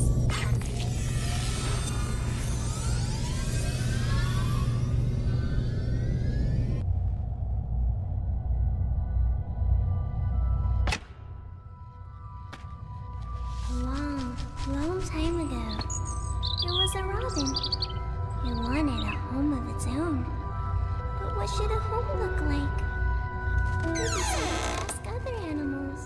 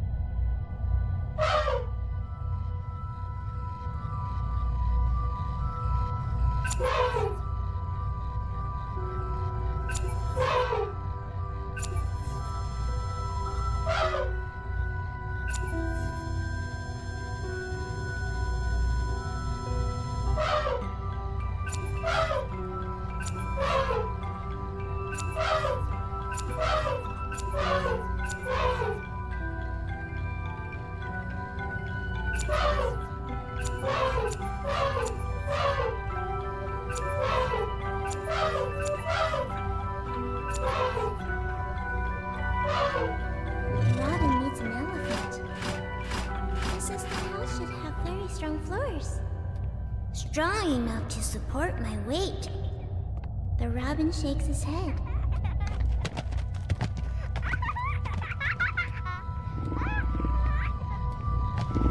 The cheetah stops its hunting. It pulls back and whispers, "There should be beautiful spotted curtains to block out the harsh sun." The robin shakes its head again. The giraffes speak from way up high. The house should have a high roof, and plates should hang from the ceiling. The robin flaps its wings and flies away. The hippos let out a loud yawn. The house should be built in a pool, so we can bathe anytime and sleep anytime. The robin shakes off the water droplets and flies away.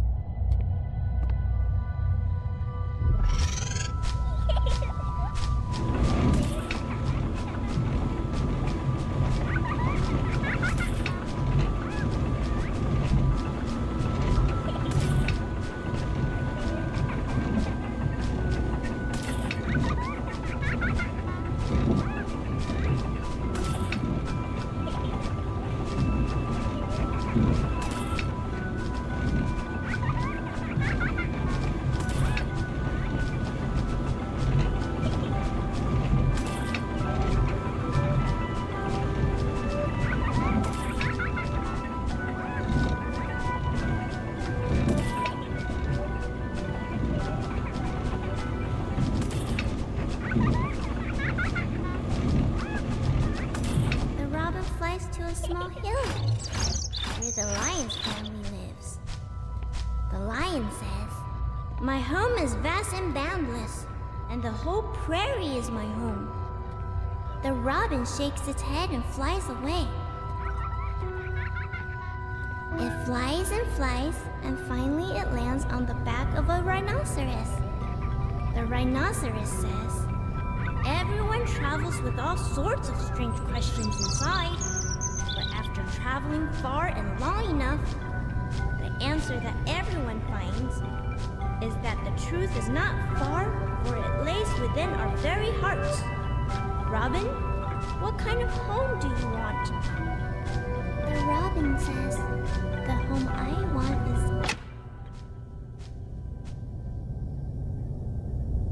SCP-239, what are you doing? What's going on here? What's happening? SCP-239, we have to work and rest according to plan. But Alex, clear up the mess. At once, Director. SCP-239, this is all for your own good. You must be obedient and complete tomorrow's test. After that, I'll give you a gift. A gift? All right. Back to sleep now, SCP-239.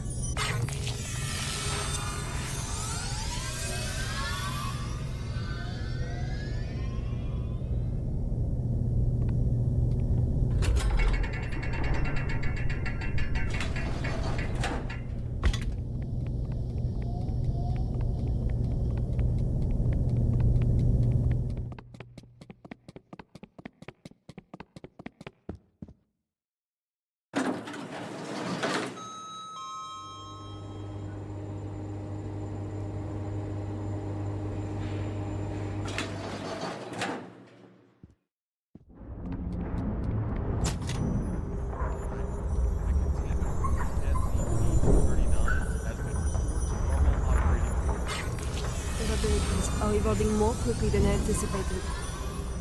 The commissioning of the experimental site must be completed at once. The formal presentation is next week. I'll see to it, Director. What shall we do with these creations of SCP-239? Destroy them.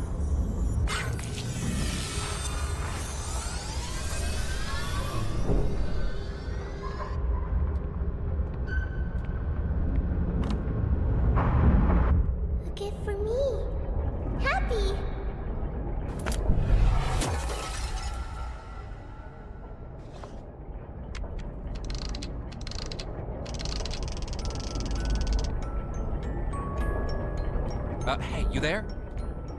D6744 calling Bird's Nest. D6744 calling Bird's Nest. The hell are these guys up to?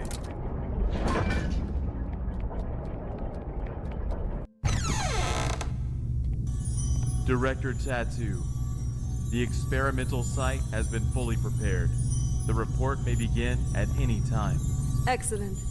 If today's experiment goes smoothly, I will have full control over which plan. Go, check again to be sure that everything is in place. There can be no omissions. At once, Director.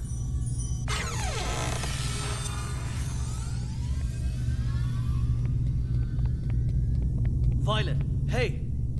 Violet! Violet! I've got to have a word with you. Just one quick moment. Dr. Pierce, as you can see, I'm very busy at the moment. We'll be presenting Witch Plan's progress to the O5 Council shortly. Right, yes, that's just it. Listen, SCP-239's abilities are greater than you could ever imagine. She is infinitely more powerful now than when she was born. Your experimental procedures lack the proper controls. Any mistake, no matter how minuscule, could have irreversible consequences. Dr. Pierce, let us not forget that it was your previous missteps that caused us to miss the ideal incubation period for SCP-239. If we don't cultivate her using my method, the window of opportunity will be closed for good. But listen, if you go about it using your method, you will repeat the accident that happened 7 years ago. You do remember, don't you? Heisenberg, Freeman, Claire? Enough, Sean. Don't you dare bring up their names. Sean, the progress of civilization has always come with sacrifices. You don't get one without the other. To have the chance to harness the abilities of SCP-239, no price is too great. Violet, you are playing with fire. Dr. Pierce, it's time. I suggest you go to the first floor to get front row seats to civilization's next leap of progress. Violet! Listen to me! Violet!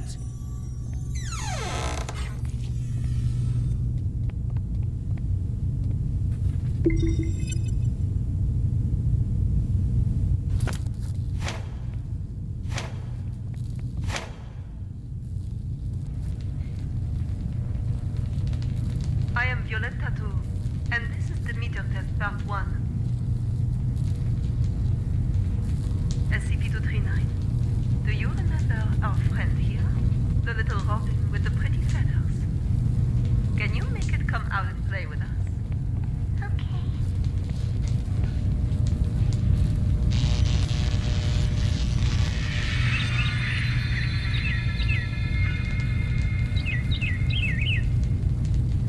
Good, SCP-239. Very well done. All right, let's continue with part 2. Now we need to give the robin a home. A home? Yes, a home. Just like in the storybook. The robin needs a tree to call home. So let's give him a big tree. Robin, home. Not the tree. SCP-239, you just need to listen and follow my orders. Come on now. Let's give our good friend the robin a big tree. Home. Not tree. SCP-239, I need you to follow orders and make a tree. SCP-239, if you don't follow orders, there will be no more nice things for you. No toys, no storybooks, no pretty decorations. Back to that cold, ugly room. You don't want that, do you? No. No. Then make the goddamn tree for me. Everyone, no need to panic. This is all standard. SCP-239 will have a slight effect on the current when using her abilities. It's perfectly normal.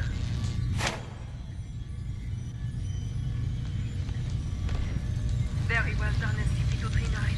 Good. Perfect. As you can well see, under my guidance, SCP-239's abilities grow more and more powerful each day. Over time, we will expand the experimental content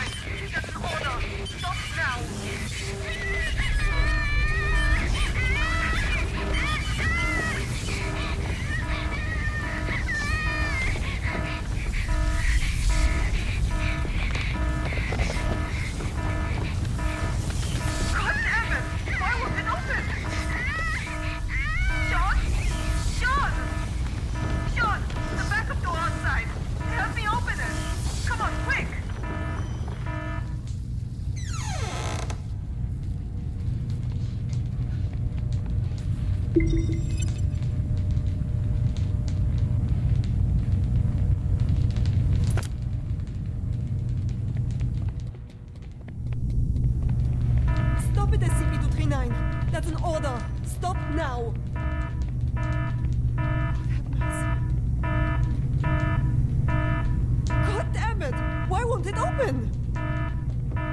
Sean? Sean! Sean! The backup door outside! Help me open it! Come on, quick! Violet, I told you you were playing with fire. Cut the bullshit and let me out! She's lost her mind! What are you doing? Open it! Open the damn thing! No. No, Violet. I can't. What? What do you mean? SCP-239 is out of control. Why would I open the gate? What the fuck are you saying? Open it! You're right, Violet. Victory comes to those who fight, and to those who last. You're talking crazy, Sean! This is not that! Open the fucking thing! An accident of this magnitude! It's just what I need to prove myself. Sean! Sean, don't think like that! We can work together! We'll do it your way! Your rules, your method! Whatever you want! Or we'll do... I know! I'll quit! I'll resign! Which plan is all yours? I will use these learnings to improve the plan and equipment. I've never been so certain of success. No, Sean. Let's not think like that. Let's talk things through.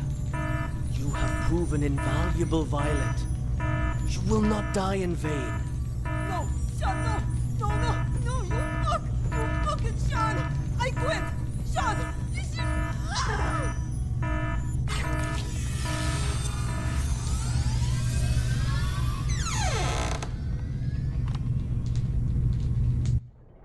Sorry. I'm sorry.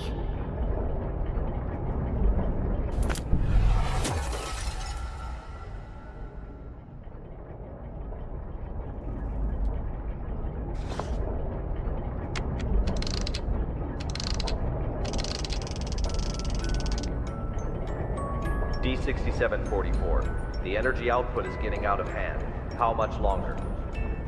So this is the witch plan, huh? Are we anything more than tools to you? It's not about that. This is about saving the world. Either you fix this, or we're all screwed. That's what I'm doing. Then move your ass and do it already. Yeah, suck my nuts. Quitting the Foundation was the best damn decision of my life.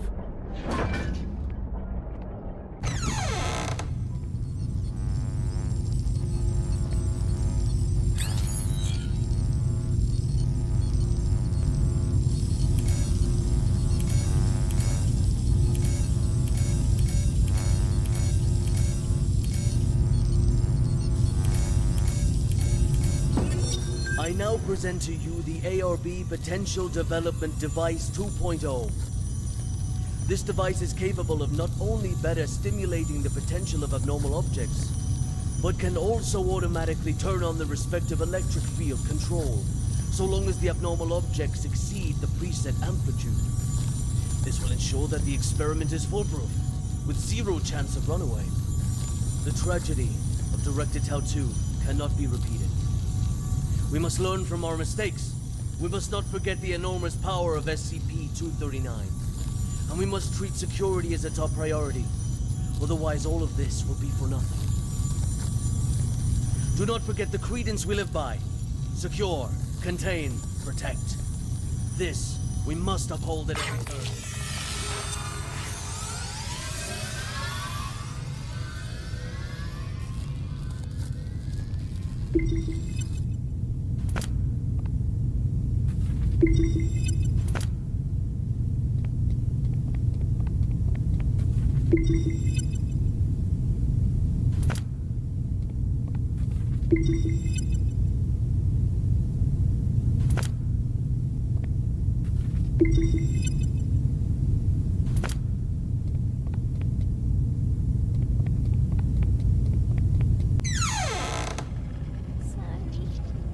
I'm sorry. Hi, hello. It's okay. I just want to talk. No. Stay away. What happened? It's not your fault. Away. Oh, shit. You will all die. Die. You will all die.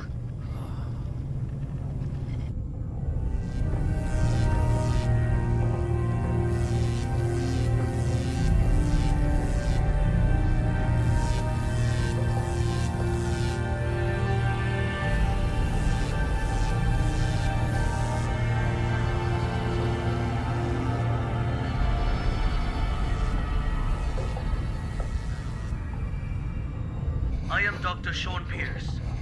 December 25th, 2005. 1630 hours. This is the first experiment of ARB Plan 2.0. SCP-239. We will repeat the previous tests first. Experiment 1. Strength test. Pass rate of 95%. Voltage strength 600 kilovolts. Power on. SCP-239. Crush the car in front of you.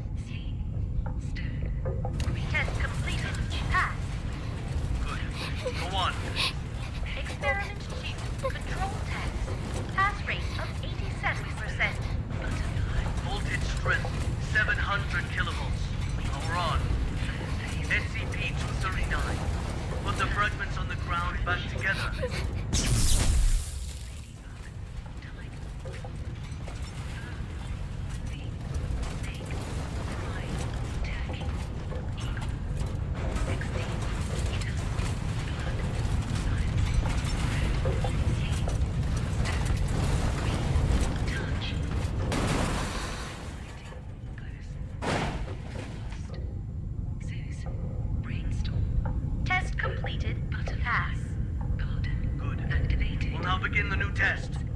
Experiment 3. Creation test. Pass rate indeterminate. Voltage strength 800 kilovolts. Power on. SCP-239. Reassemble this junk into a truck. A real, operational truck. Not some fancy replica. It's not what I want. Do it one more time. Amazing. Fun. Very well done. Great experiment cannot be discarded halfway. Make it quickly. Just like what you did before.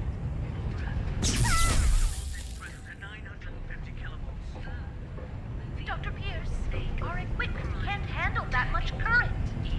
Damn it. I'm the one who's in charge of this experiment. 950 kilovolts, now! Power on! Afraid. Those eyes. Imagine. Imagine.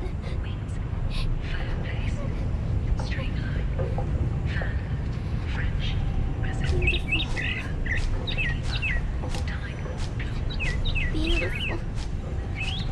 Images. What the hell is this? Damn it! Stop trying to play violent tricks on me! I know how to deal with your useless imagination. Increase the voltage strength to 1000 kilovolts! Dr. Pierce, the current has breached the security threshold.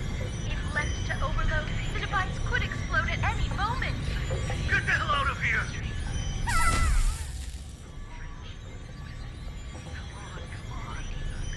This is for victory! Do not fail me!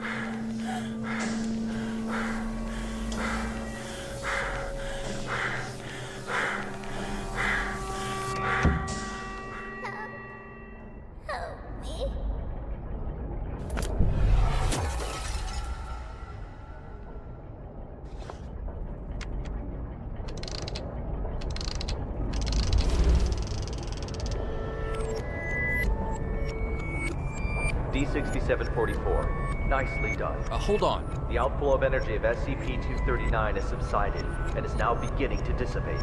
We have regained control. Just hold on. Again, a job well done. The synapse is now ready to be disconnected. Can you just hold the fuck on and listen for a damn change? What's the matter? The problem hasn't yet been solved. She's still lost deep in her mental anguish. That's not our concern. The crisis has been averted. Innumerable lives have been saved. Your mission is complete. My mission's not complete until she is stable. Compassion in times of desperation leads only to the destruction of yourself. 3 minutes. You owe me that much. For all this you owe me. I can enter her subconscious and fix this. 3 minutes. Very well. I'll disconnect the synapse in 3 minutes. If you're not back, then so be it. I will show no compassion.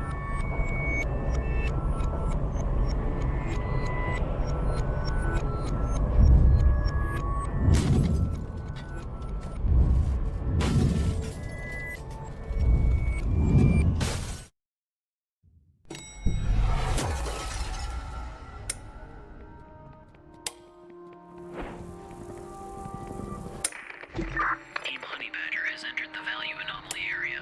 Now quickly approaching. The amniotic fluid has broken. Send to delivery room 2.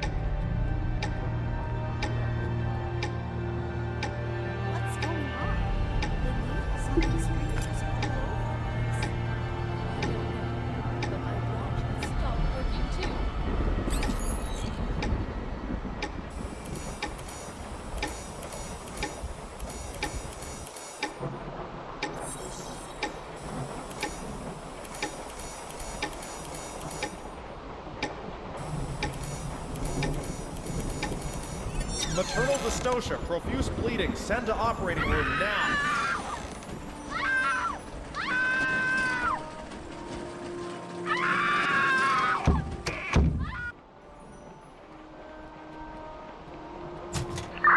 Value fluctuation increasing.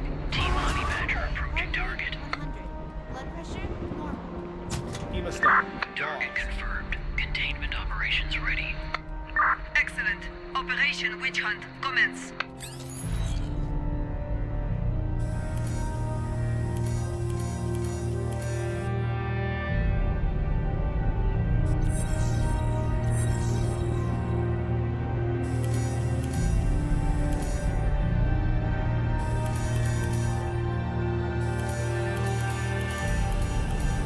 Congratulations, a lovely princess with beautiful blue eyes. Thought of a good name for her? She is my little angel. I'm secure. Target SCP-239 has been contained. SCP-239! SCP-239! SCP-239! SCP-239! SCP-239! That's an order! SCP-239! That's an order! SCP-239! Do as I say! No! SCP-239! Do as I say! Come on! Do it! Come on! Do it! No! SCP-239! No! SCP-239! SCP-239! Don't blame yourself. None of this is your fault.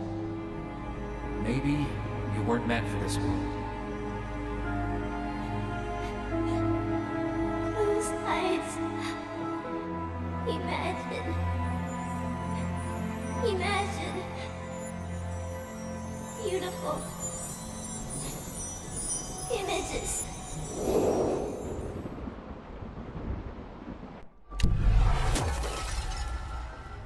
They robbed says. The home I want, my home is squishy all over, with shiny warm lights and no more cold steel. Filled all the way with beautiful star stickers. And colorful lights everywhere, everywhere. Everywhere I go, they twinkle, twinkle like little eyes. So many good books, with the cutest animals inside. They only say nice things to me. They always want to chat with me. So many beautiful decorations, a soft bed, and mountains of toys. I can play all day, anywhere I want. I'll have my favorite toy, a beautiful carousel. I'll ride and ride, and it will take me anywhere. There, I will not be yelled at. I will not be punished. I can sing as much as I like. I hope so much to live here forever. My home, Seguros' home.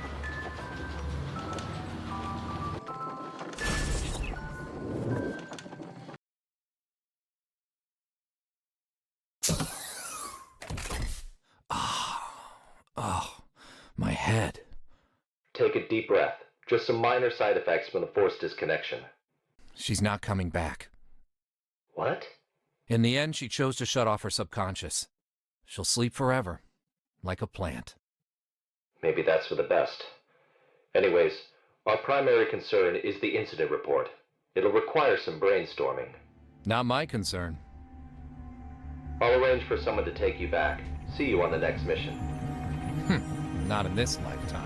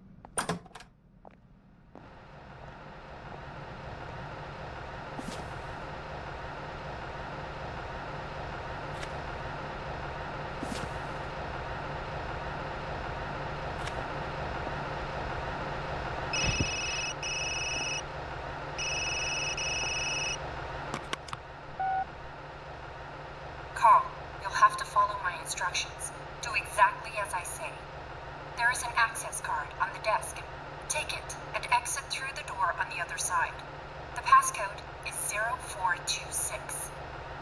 Find room B426 and run the program on the computer.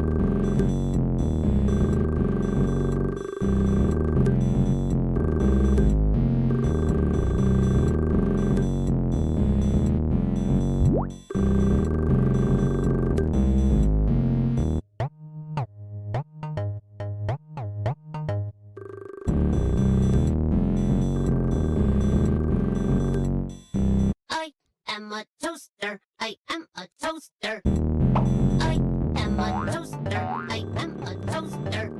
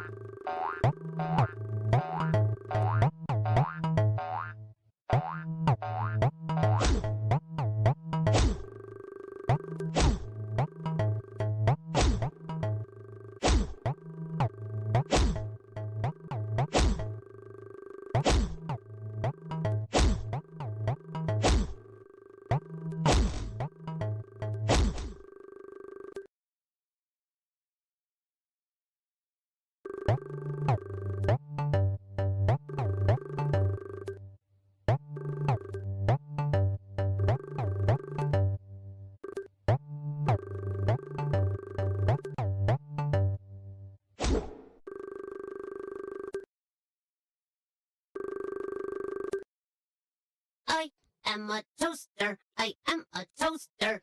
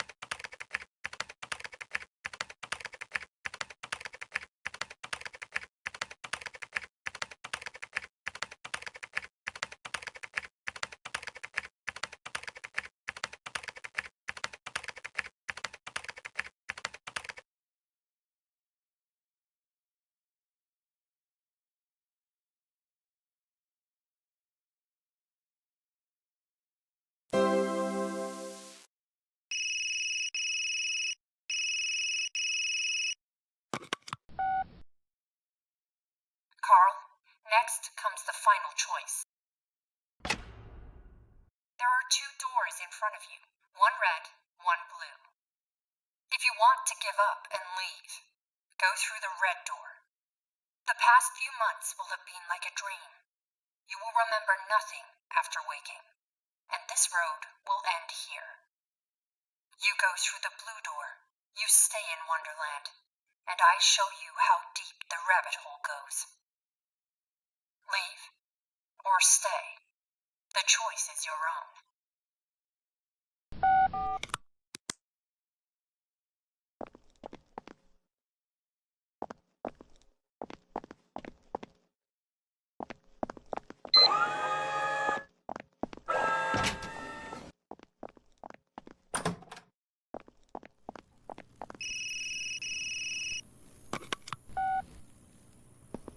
Good job, Carl. I'm glad you made it through. Have you ever felt like there were memories in your head of things you never experienced? Whispers of people you never met? These were not hallucinations. They're your actual memories. Carl, you are not a rookie at all. You are a member of Mega 5. You always have been. My name is Marion Wheeler, Captain of Mega 5. Welcome back, Gardener Carl. Now, we need to talk about 55.